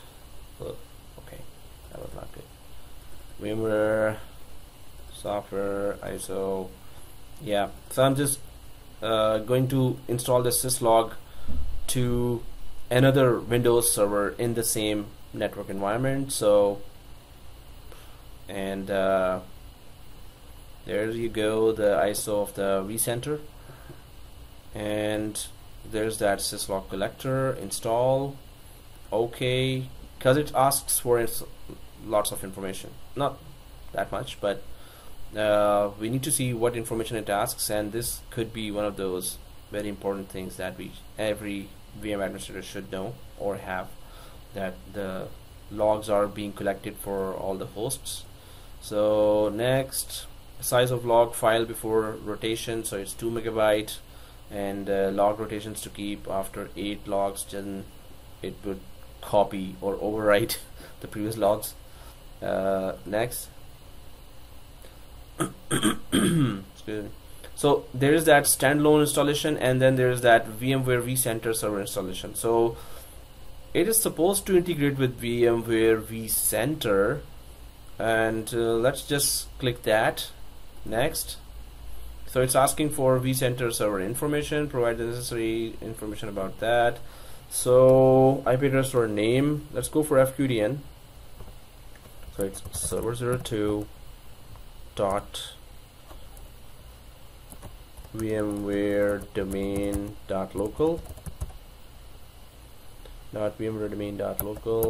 and okay, administrator at vCenter server information at vSphere dot local and the single sign-on password. vSphere system will need this motion to connect to the vCenter server. Yeah. Okay. Next. So does it detect that vCenter server or not? vCenter server version is not supported. Seriously? Okay, it should be on that vCenter server, and it is removed from there. So okay, I tried. So I'm just installing it on the vCenter server. I think it's gonna detect only on that one. So click next. vCenter server integration, and again server 02 dot VMware domain dot local administrator at vSphere dot local and the single sign-on password. Enter. Present SSL certificate. Yes. Go ahead. Okay, these are the ports for TCP and UDP traffic and SSL. Okay, and specify how vSphere syslog collectors should be identified on the network. Yeah, by the FQDN of the vCenter Windows server. Next, install. So syslog is being installed.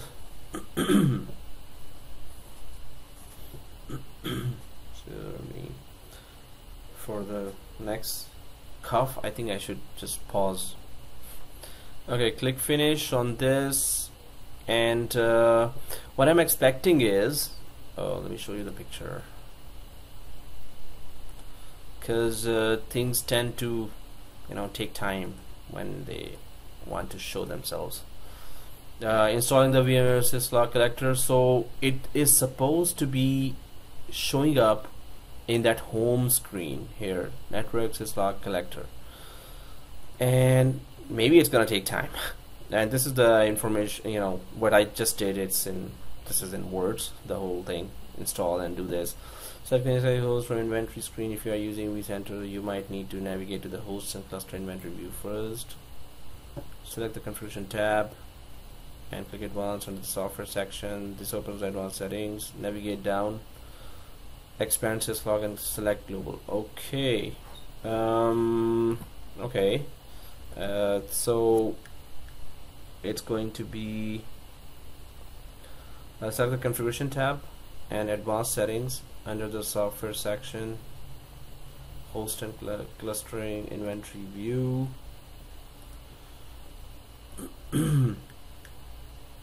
Okay, if I go to home and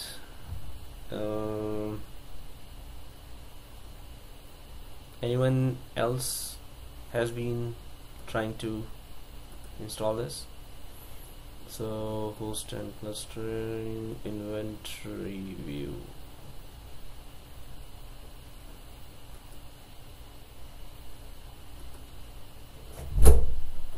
Host and clustering inventory list there.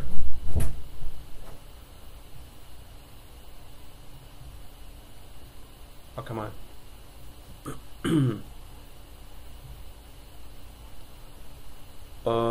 Hello. Okay. So, and then data center. I was gonna go back to that.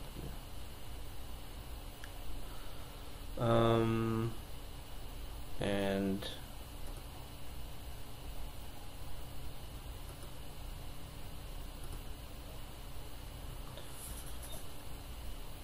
well, I'll just go straight to logs instead of just following the slide.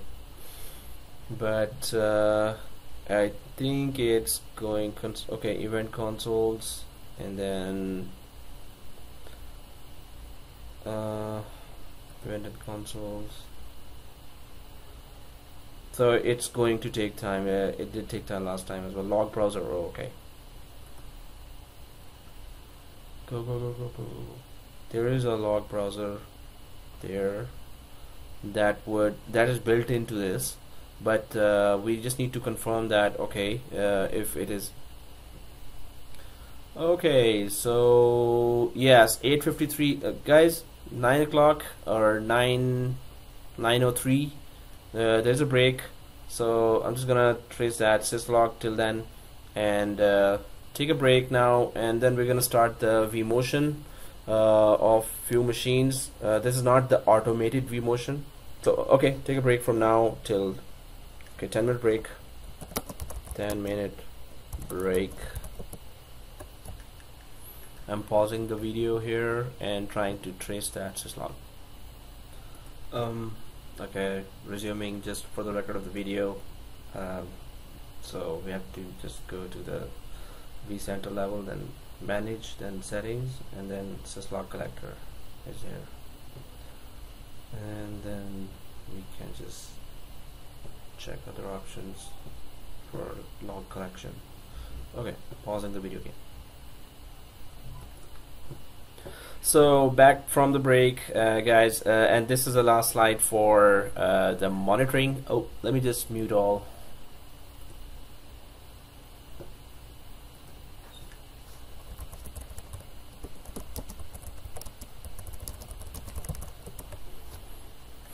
Okay. Oh, well, yeah, that's a good thing that this chat is not on the video, otherwise all will be like this. Okay, so this is the last slide for the monitoring, so we could just go quickly to the vMotion. Oh, okay.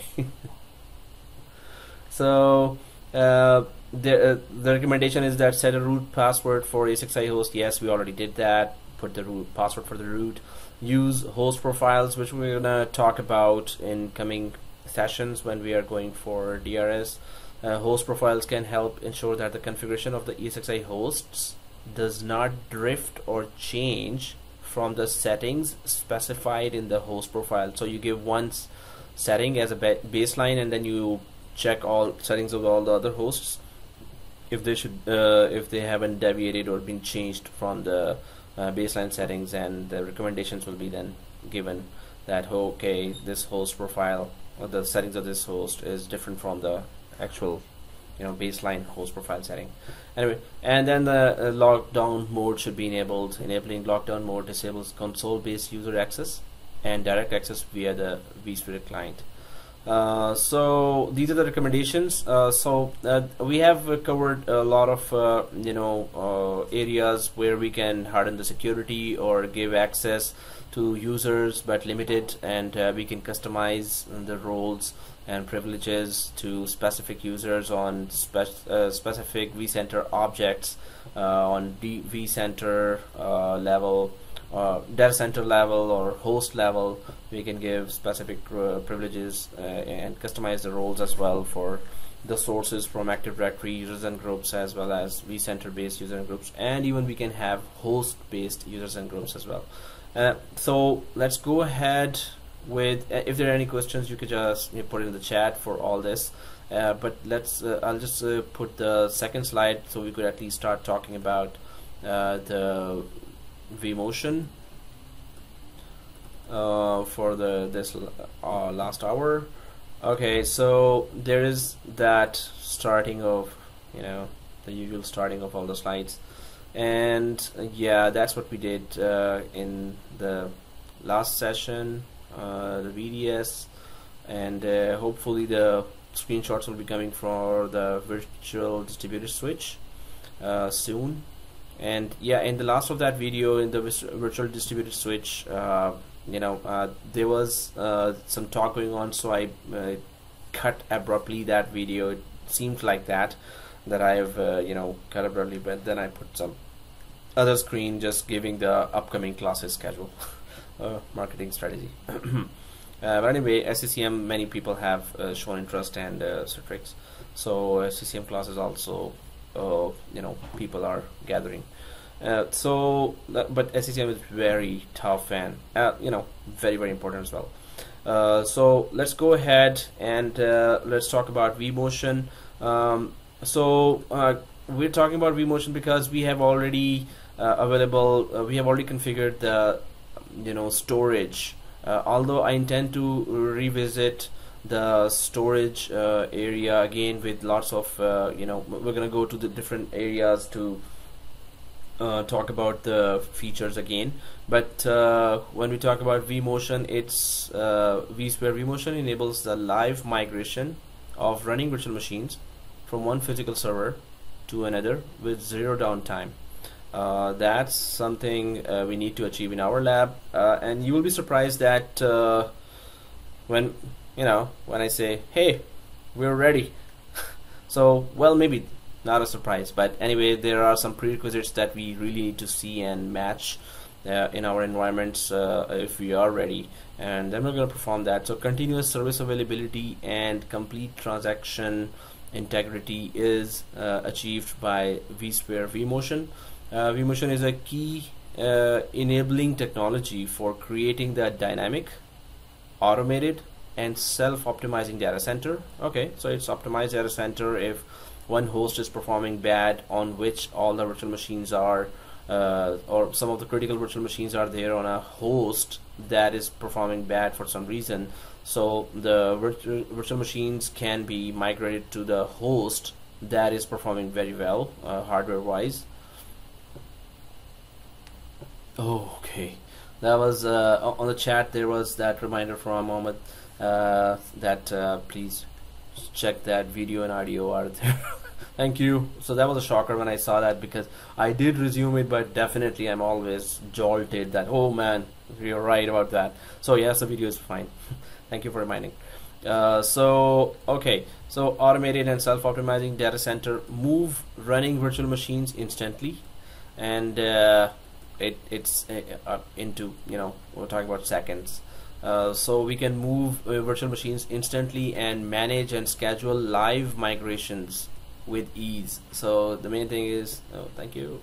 So the main thing is that we are doing migration of virtual machine without any downtime, and the users are not supposed to feel anything that something's going, something's moving, or the server they're working on is actually on the move over the network. So what's going on here with vMotion, you will be able to perform live migrations with zero downtime, undetectable to the user. That's the main thing. Should be undetectable to the user. Continuously and automatically optimize virtual machines within resource pools. We're going to be talking about resource pools, that what kind of resources are dedicated for the machines. You can provide what level of shares of the memory that machine will have, and what are reservation, what memory or processing is reserved for a machine, and what is the limit of the machine. So you can just provide that fixed resource pools for set of machines or just one machine, but we're going to be talking in detail about that with DRS. So perform hardware maintenance, so without scheduling downtime and disrupting business operations, we can just move the machines from one host to another and do that maintenance of that hardware of that host. So proactively move virtual machines away from failing or underperforming servers. So proactively we can move them, or we get that warning and we move them before something bad is about to happen, or they're already performing bad, the hosts, so we could just move them. And yeah, this is the move going on. So there is that virtual machine motion, you're moving the machines, and then there's the storage vMotion as well, where all the hard disk and all the rest of the files of the virtual machine are moved from one storage to another. We're going to try to do that too, but first we're going to do the virtual machine where they are just changing the hosts. So vMotion as a core requirement from DRS. We're going to be doing DRS, distributed resource scheduler. Live migration with vMotion is to move running virtual machines off of one ESXi host server to another ESXi host. So we're just changing hosts and not the data stores. VMDK files remains on shared storage. The main thing is that it has to be a shared storage. In our case, we have a shared storage on our Windows 2012 sandbox, where we enabled the SAN target, iSCSI target, and so we already have that, and the hard disk files or VMDK files of the virtual machine will remain there, used to balance the load on ESXi servers using DRS. So DRS would actually automatically do that when it feels that one host is under pressure from not being able to provide enough memory and processing to the virtual machines, or some virtual machines are really consuming a lot of memory and processing and other resources. So it would just automatically move, or semi-automatically move. So we're going to discuss how DRS is working, and we're going to test those as well by creating some pressure on one host and see if it automatically does something. So but for now, used with DPM, so data protection manager. Is it that data protection manager, or is it distributed power manager? So it's coming now. Data protection manager is actually Microsoft product, so it's for backup. So to save powers, this is for power management, distributed power management, and this is also, we're going to be discussing with DRS. It works alongside DRS DPM, where it tries to save the power, actual electric power consumption of a huge number of hosts. If one host is not using a lot of resources, virtual machines are just few there, and it's just on. So DPM would just see that, oh, okay, this host has nothing to do, just move those virtual machines to another high-end host and turn off that host myself. So it's DPM would just automatically turn off that host. Anyway, we're gonna see that in detail when we go to the DRS topic. Used during ESXi software or hardware maintenance. So yeah, whenever there's maintenance going on, then security patching, app upgrade. So DRS, when it is enabled, it does vMotion. DPM does it when it needs to save power and shut down a host. It does that. It also uses the vMotion. So let's go ahead. Migration of a virtual machine. The process of moving an entire virtual machine from one host to another. So based on the state of the virtual machine during migration, the migration is referred to as cold or hot. Okay, should have put it bigger. So the migration is referred to as cold or hot. So cold migration of a virtual machine that has been powered off on the source host. So powered off virtual machines can be migrated. The virtual machine is powered on again on the destination host, and after the transfer of the virtual machine state is completed. But of course, that's full downtime. No big deal here. We can just migrate. We can select the migrate of a turned off machine and then give it the target. Hot migration is done with the powered on machine. There were virtual machine and applications previously running on the source host. So source host continue execution on the destination host without detecting any changes after the hot migration is complete. So virtual machine and applications are supposed to be working fine. Hot migration, also referred to as live migration or vMotion, migration of a running virtual machine to a destination host without any disruptions, downtime to the running virtual machine. Okay, let's go ahead.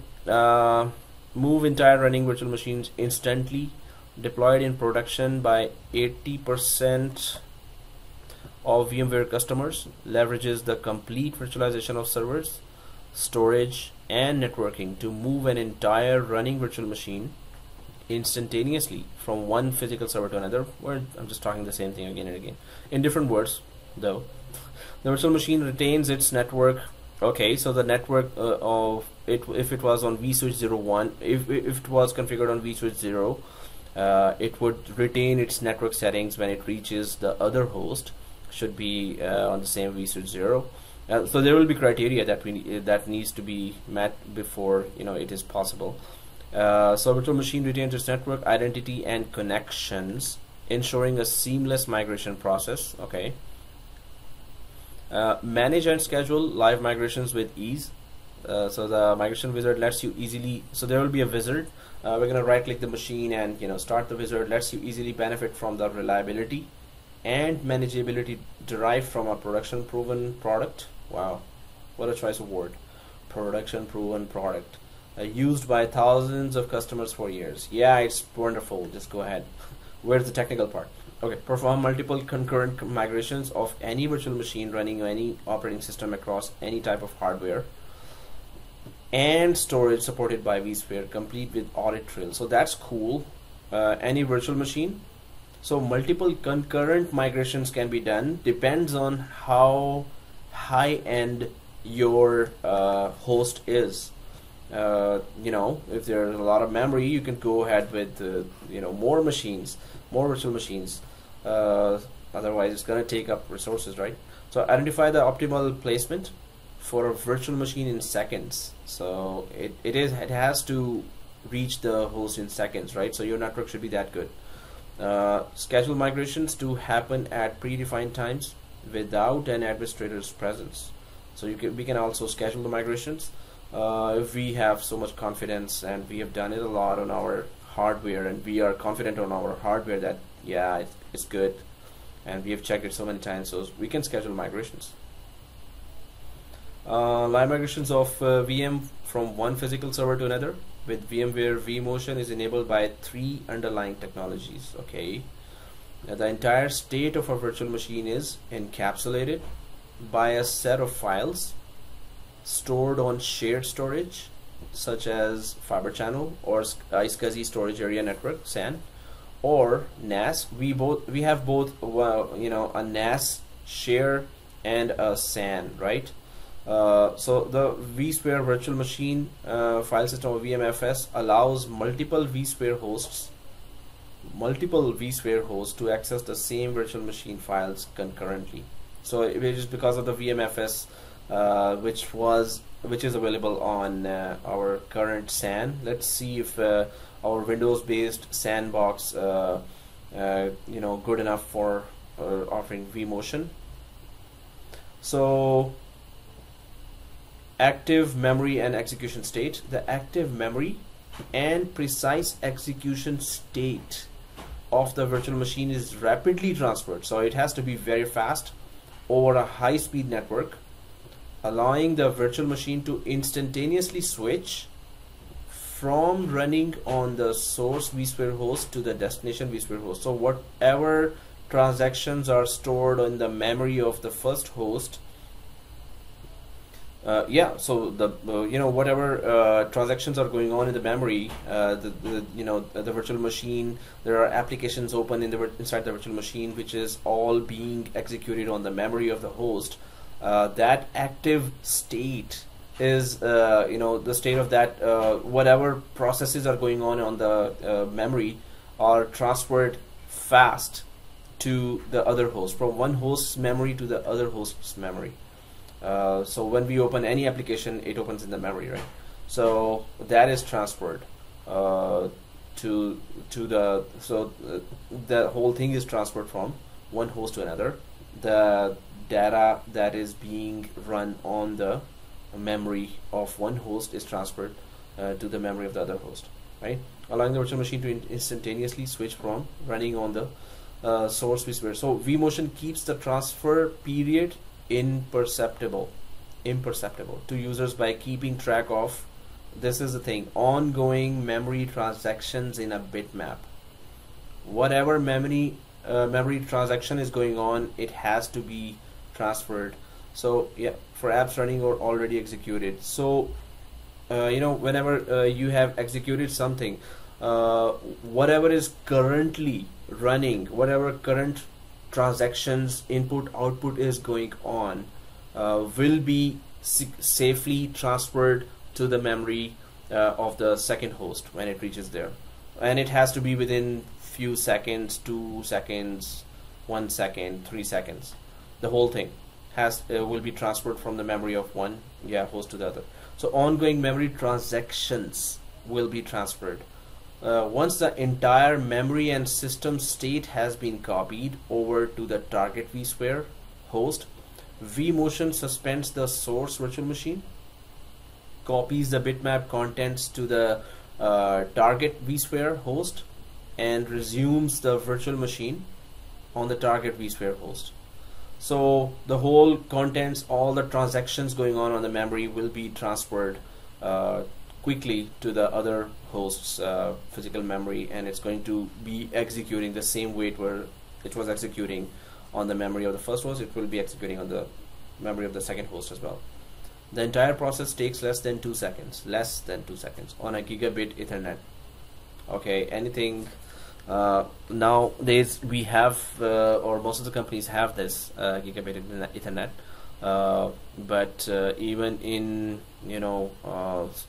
slower networks, it was still, downtime was not or at least the when the vMotion was going on, users sometimes would feel a little freezing of their application, but it has always been smooth, that the vMotion would occur while the users have no idea what happened. They were working fine. So virtualization of network. The networks being used by the virtual machine are virtualized by the underlying vSphere host. Okay, the networks being used by the virtual machine are virtualized by so we have vSwitch there. This ensures that even after the migration, the virtual machine network identity and network connections are preserved. So we're going to be implementing that, and we're going to check the network settings, and the prerequisite also says that in fact the network settings should be exactly the same between the source and the target hosts, and we're going to be adding a VM kernel port group there, and then we're going to be trying to migrate the machines, but the network setting has to be the same.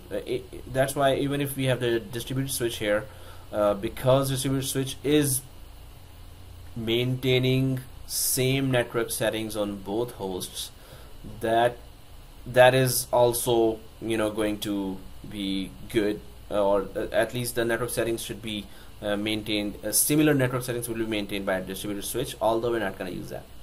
But anyway, the network settings should be the same. Since the migration of a virtual machine with vMotion preserves the precise execution state,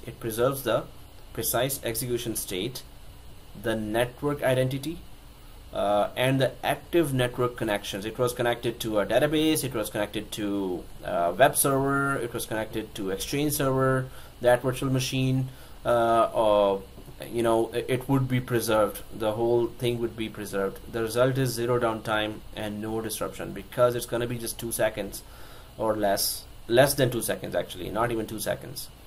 Even within 1 second, everything is just gone from here to there. It's just a trade of connections. It was connected from the data store to one host. Now it's at once all the connections are transferred or migrated to the second host. Enhancements to vMotion in vSphere 5.1 provide a new level of ease and flexibility. It's been same for 5.5 as well, so that's why it's 5.1 and above, we could say. Both vMotion and storage vMotion required shared storage to perform. So now when you start the wizard of migration, you would see that it would ask you want to do vMotion or you want to do storage vMotion, and then one more option. So we're gonna see that when we do that, but we're gonna check for the prerequisites now. So prior to vSphere 5.1, Both vMotion and storage vMotion required shared storage to perform live migrations of virtual machines. vMotion required shared storage hosts performing the vMotion. Of course, the storage has to be shared. Storage vMotion required a host to have access to the source and destination data stores.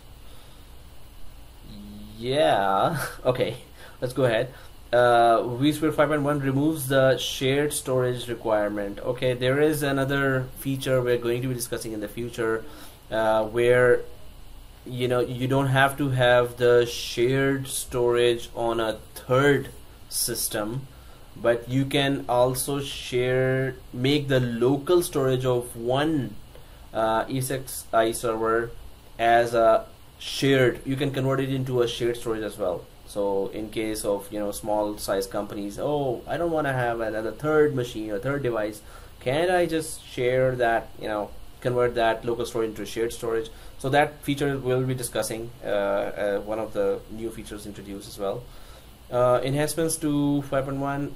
So vSphere 5.1 allows combining vMotion and storage vMotion into one process. Okay, the whole thing can be transferred, the connections of virtual machines as well as the hard disk. This combined migration copies both the virtual machine memory and its disk over the network to the destination host. So after all the memory and disk data are sent over, the destination virtual machine will resume. So guys, one question to everyone, which migration is faster, vMotion or storage vMotion? So again, the question is, which migration is faster? Which migration is faster, vMotion or vMotion or storage vMotion? Answer is coming, but okay, why not as vMotion? One simple reason is, why not as vMotion, storage vMotion? What's going to be not fast in storage vMotion? Can anyone point out exactly what would be not fast, or why vMotion you're considering as fast? In vMotion, the connections are being transferred. In storage vMotion, the hard disk content of the virtual machine, disk over the network. So hard disk content of the virtual machine is being transferred. So maybe it's a Exchange virtual machine, maybe it's a web server with lots of data there. So the VMDK can have huge amount of data there that needs to be transferred, right? From one data store to another data store.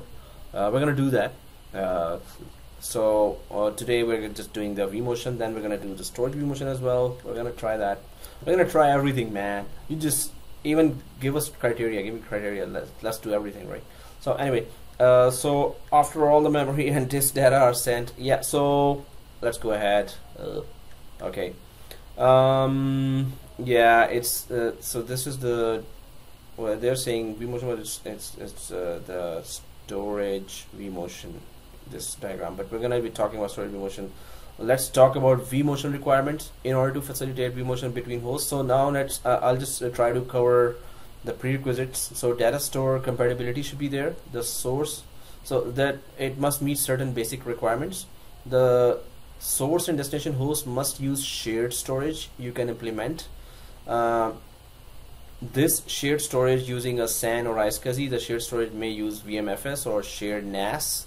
We have one shared NAS folder, and remember we created a shared NAS, and on that we created a data store, and then we created a machine on that data store. Then we also created machines on the data store that was on the VMFS or the iSCSI. So let's just confirm first thing, data store compatibility. Do we have a shared storage? So if I go quickly back to our vCenter, and what I remember is that the last of the machines were created on the SAN. So if I go to machine number, suppose, let's just check who's on which storage. So VM03, if I just click that on VM03 is in Toronto, or the E601. I want to know which data store it is on right now. So if I go for on the right side to the hard disk, I've clicked already the machine. I'm clicking the hard disk now. It's saying data store 1.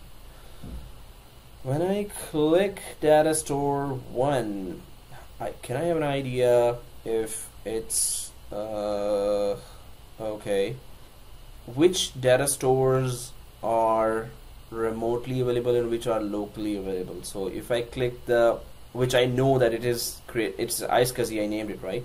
So it is the data store that is available as a shared storage. So it just gives me the name, and I just wanted to know if the path is given somehow, or the name of the server from which it's coming.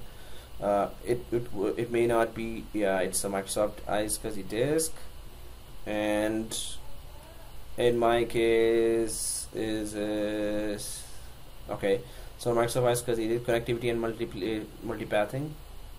So does it show me? Yeah, it's connectivity. Well, it's not giving me that data. I just know that, because I created that, so I know that it's coming from my virtual machine. Although I can see it from another way as well, but I just wanted to go directly to the data store. If I go to the files, does it give me the path for which device is it coming from? Okay, maybe I should not have done. Okay, so VM10 data store. Yeah, server 03. Yeah, by default I know that. It's just that the path, does it show the path? But anyway, we can. There are so many ways to check that. And if I just go to summary of that, yeah, I can go directly to the VM server 3 and it should be there. But from within that, suppose we have so many data stores, where would it show? If I go to the storage, it would just let me see that. So if I go to related objects, just wanted to give a, yeah, so the virtual machines that are placed on this are VM09, VM10. That's what I wanted to know as well. VM05 and clone from the template, and hosts. Connected, yeah, connected. Both hosts are connected to that. Okay, that's also very assuring that, okay, I have both hosts connected. This means this is the data store that is going to be the vMotion, that's going to be the source of vMotion. So if I click another data store with the same connectivity, with the same host option selected after the related object and the host, now this data store is a local data store on E601, and data store 2 is a local data store or on the NFS. So data store 2 is on the A602. So now I can see exactly, okay, one is inactive, I don't care about that. And NFS, how many hosts? If it's a shared, both hosts should be connected, right? So that gives me a clear picture of, yeah, which data store I'm going for vMotion and which machines. Okay, so NFS is also created just on A601, while E601 iSCSI has both hosts connected. So that gives me a clear picture whichever machines are there, and I can just see which machines are there. So it would save me a lot of time as well, that okay, I can just try to migrate those machines because they are at least, so VM09, VM10, and template VM05, clone of VM05. Okay, good. So 910 and template 5. Template is actually not gonna turn on, but clone of VM05 from template. So Okay, going to go back now to the hosts and clusters. My data store is iSCSI and it is connected to both, so it's a shared storage. And VM machine 9 and 10, so this is the 9, this is the 10. And yeah, template VM-05, and those two clones are also created on iSCSI. I can use these machines to do migration, vMotion, but this was the first criteria that was done. Second criteria is network compatibility, vMotion. So first criteria is met by our virtual machines and both the hosts. Second criteria is network compatibility. vMotion itself requires a gigabit Ethernet network. Additionally, virtual machines on source and destination hosts must have access to the same subnets. We know that we are on the same subnet, okay, implying that network labels, now that we need to check now, implying that network labels for each virtual Ethernet adapter should match. Network labels, you should configure these networks on each ESXi host. So let's go for the second option here, guys. So let's just go to the network compatibility. One thing, yes, we have a gigabit Ethernet, and yes, we have the same subnets. In the networking, we are checking 3 points here. The gigabit Ethernet, same subnets. 2, we can say yes, we are good because it's our local lab, so it's already fast enough. We're not crossing through data centers and switches, like physical switches. Third thing is you should so virtual Ethernet adapters should match. Now I'm just gonna go back to check if both virtual. So I'm just gonna go for ESXi. Oh, okay, yeah, audio video are both running. Thank you for double checking, Fussy.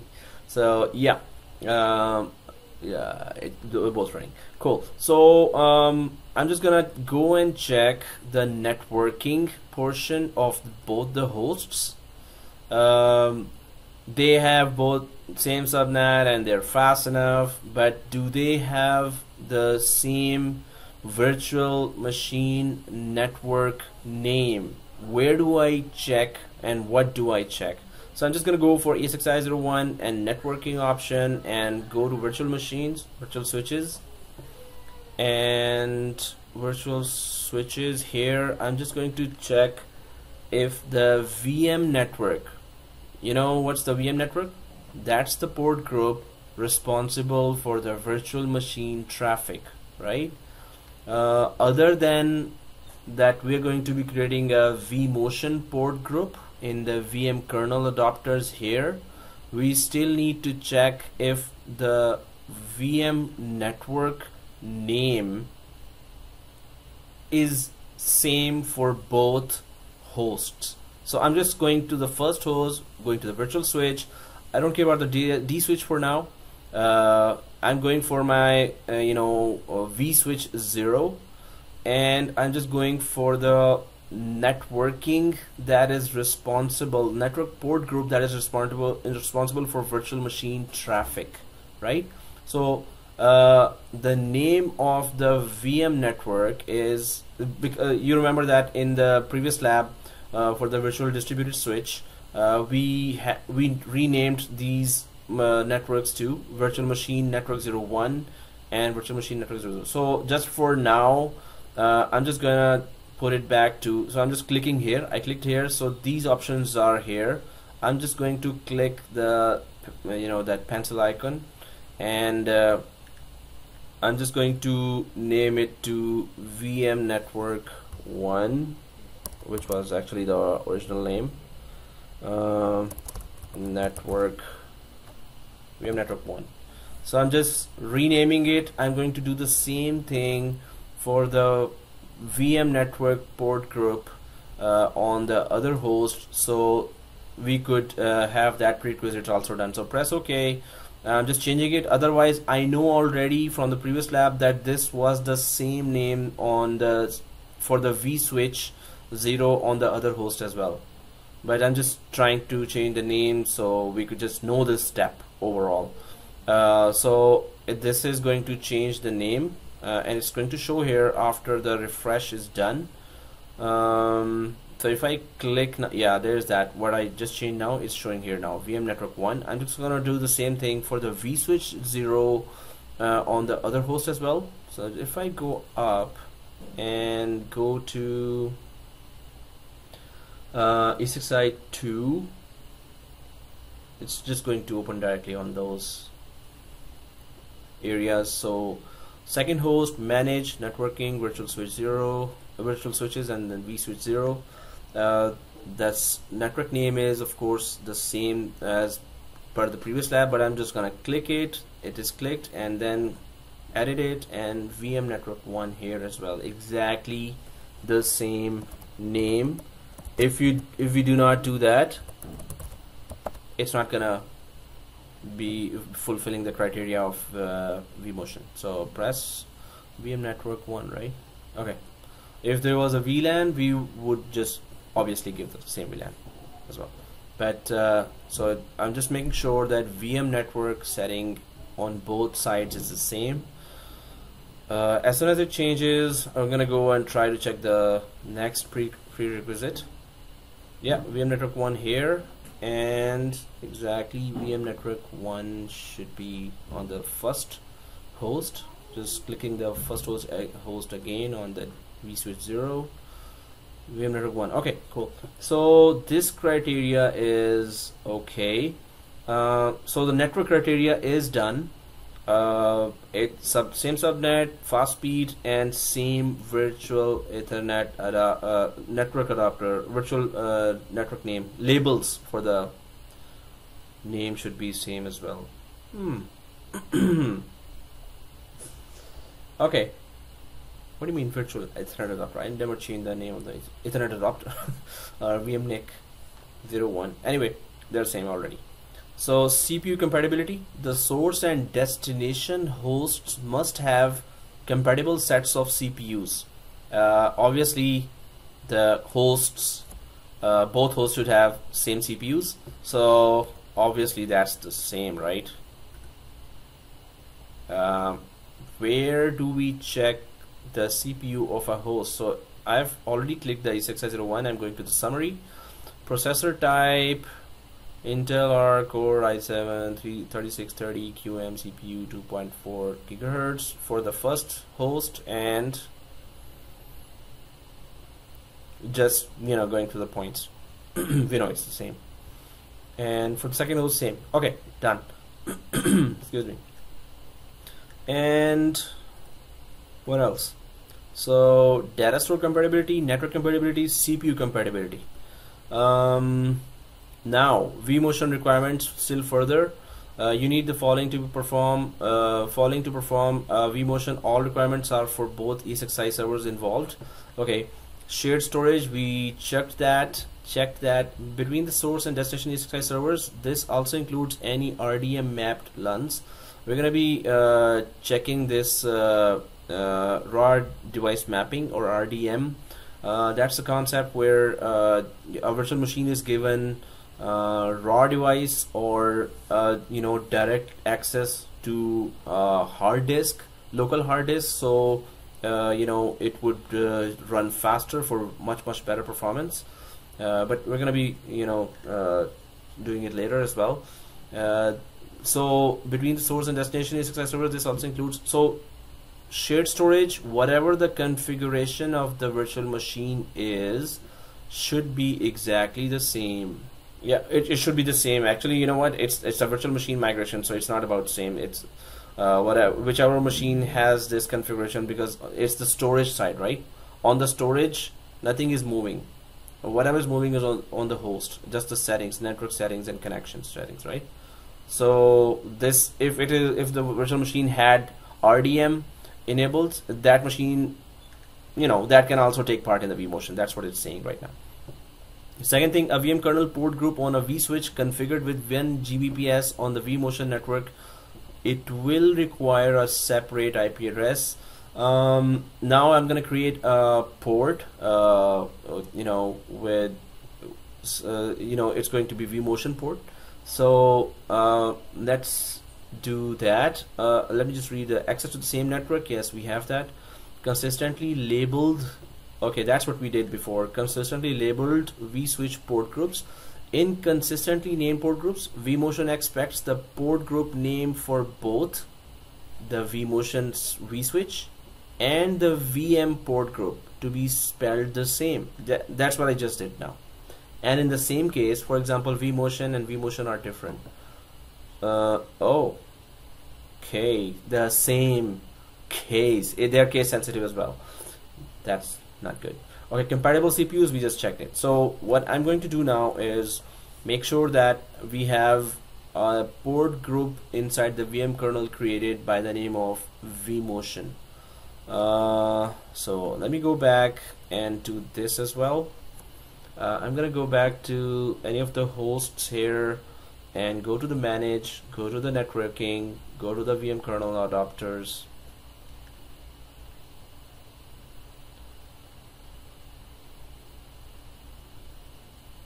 Okay, so I'm just going to add another port group from the VM kernel port group for this guy vMotion, and so selected the first one. Next,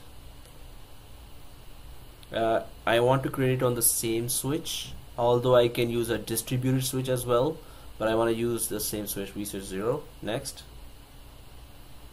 and surely I would name it exactly, it is case sensitive as well, so vMotion. And I need to check the case sensitivity of the previous label as well. Okay, although it should be having static IP, maybe the company policies that. I have a DHCP and it's gonna get an IP from there anyway. So next, it's a lab, that's why I'm doing that. In production, I would give it a static IP, right? Although that's not compulsory. So it is processing. Yeah, this one. Processing going on. Yeah, adding. So while this is going on, I'm just gonna go to the second host on the same area and just create a exact same vMotion port group. So I'm just gonna add another VM kernel adapter for that. Okay, and there I think, yeah. Okay, creating that VM kernel adapter. Next, same switch 0. Networking should be same. In fact, the case sensitivity of the labeling should be same. vMotion. Oh, sorry guys. Ugh. I think I did not do this. The vMotion thing. I should have selected that. So I'm just going to go back to that one as well and select this one as well. God. Okay. Obtain IP address from automatically from v4. Finish. Okay, I'm just going to go back and enable the check mark that vMotion as well, that this traffic will be passing through this port group. So it is already created on the E651, and I'm just gonna go to the editing,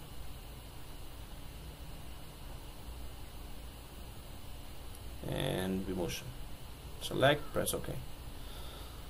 Alright, so both are done. I think that's the last thing. And yeah, one more thing is that while these are going on, I just need to check the case sensitivity of the label. So it was vSwitch 0 and VM network, VMN are capital. Okay, and on the first,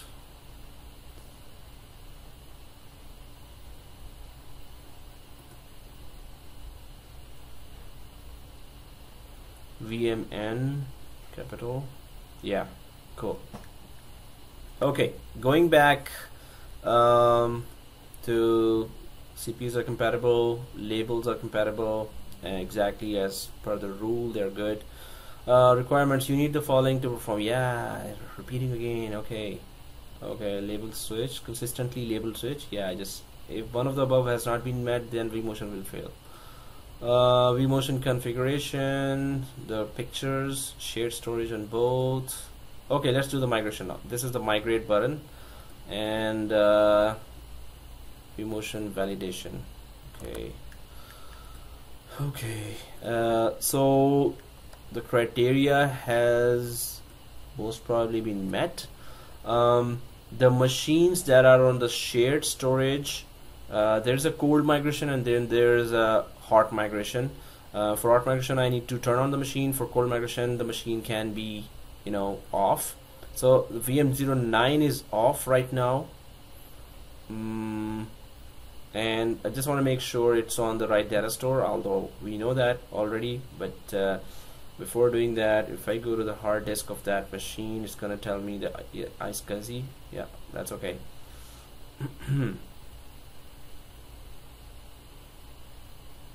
Okay, so right click that machine and there's that button, migrate, and it's a cold migration. Then we're gonna turn on this machine, and okay, there is an option of change host, which we're going to do, move the virtual machine to another host. Change data store, we're going to do later.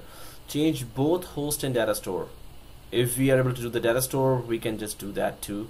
So move the virtual machine storage to another data store as well.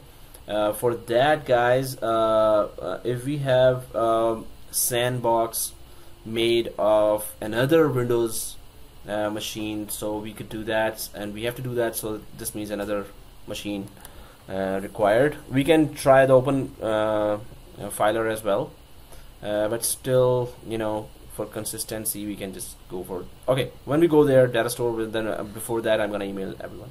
Okay, change host now. Next, that's just the configuration of the machine going, and it's asking which, so it's on host 2. There are some, oh yeah, some of the network cards I removed because I wanted to get rid of the distributed switch. That's why those errors are coming, but it's okay. That vSwitch still has, you know, one network adapter or two network adapters. So it's going from 2 to 1. So I'm selecting 1. Next. Okay, VM09, change host, resources, and host is 1. So now migrate virtual machine has begun. Do I have, oh yeah, there it is. You know, the cool way to see what's going on from the old client. Relocate virtual machine 15%, registering virtual machine on destination host, and vCenter service 2. What other information it's giving me? Oh, completed. Cool. Okay, it's already showing in 1. So minimize this. Okay, it was here, now it's here. Okay, good. So that was the cold migration, and you can see it. That was cool. But now this is the started one, and let's turn on the second one as well. So it all depends on how, you know, good is our how high end is our server, and how much resources are available. But we're gonna tackle the resources when we talk about DRS, because we want it to be automatically done next time. Now I'm just doing it manual, right? So, but it has to be automatically done by DRS, so that would be a real test of our vSphere configurations. Okay, so second machine, so VM09 is started now, powered on. Okay, there's no operating system there, but it, as long as it's powered on, right? But next time I'll just try to put the operating system as well. But still powered on, it should not give any error. It should stay powered on and move without giving any error, right? So I'm just going for VM10 and checking its network. It's also on. Okay, so if I go to the host, and what I wanted to do was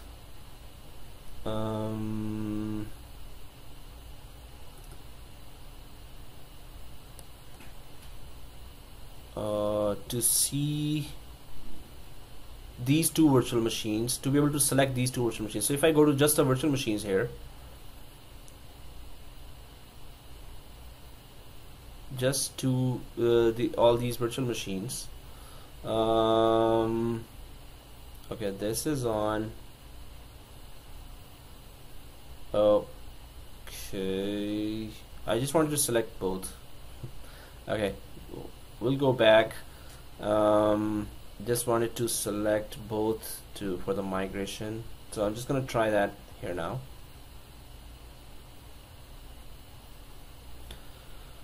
Okay, go up. Selecting VM09.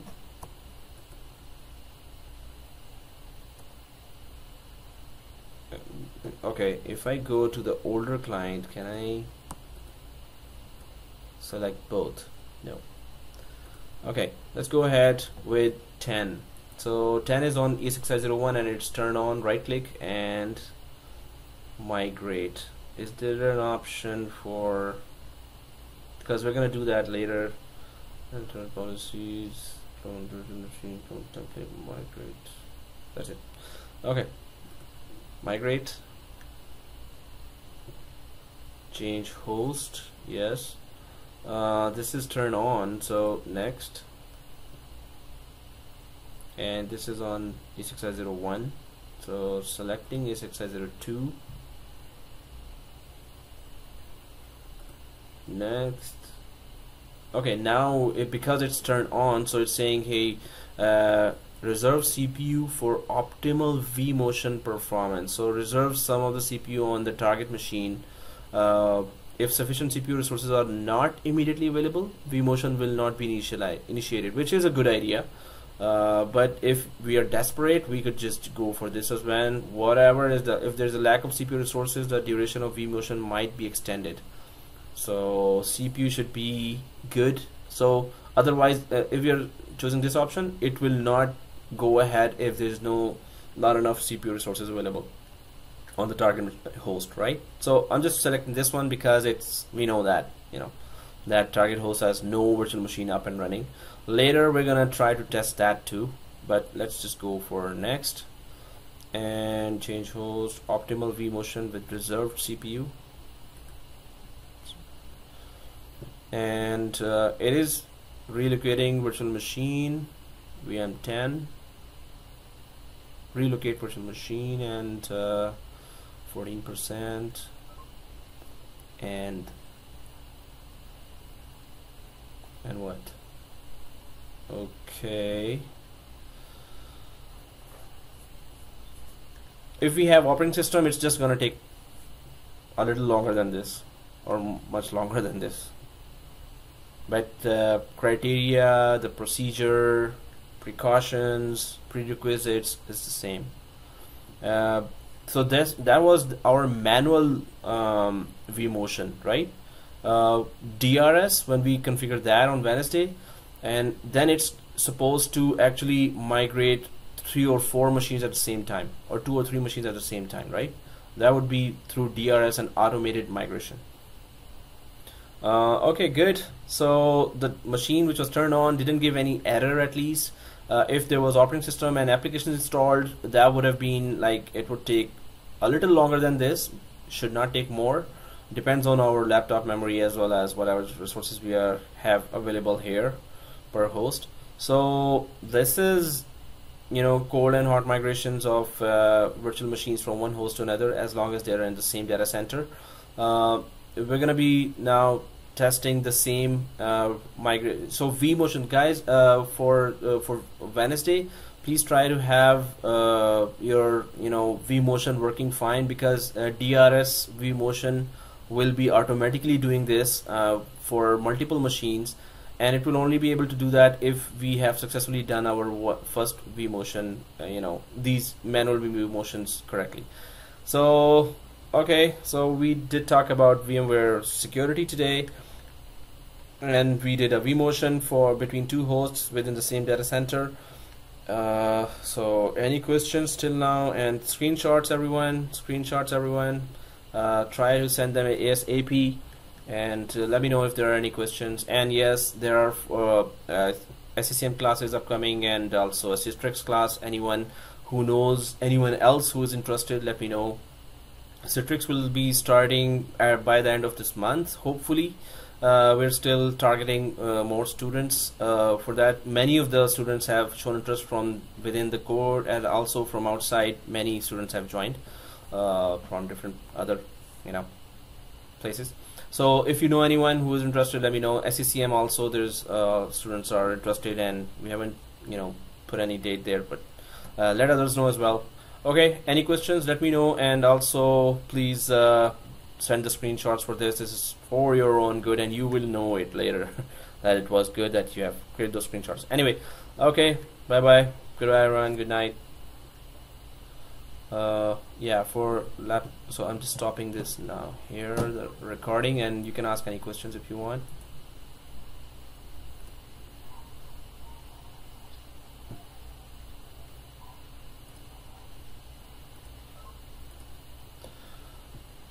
Okay, so stop.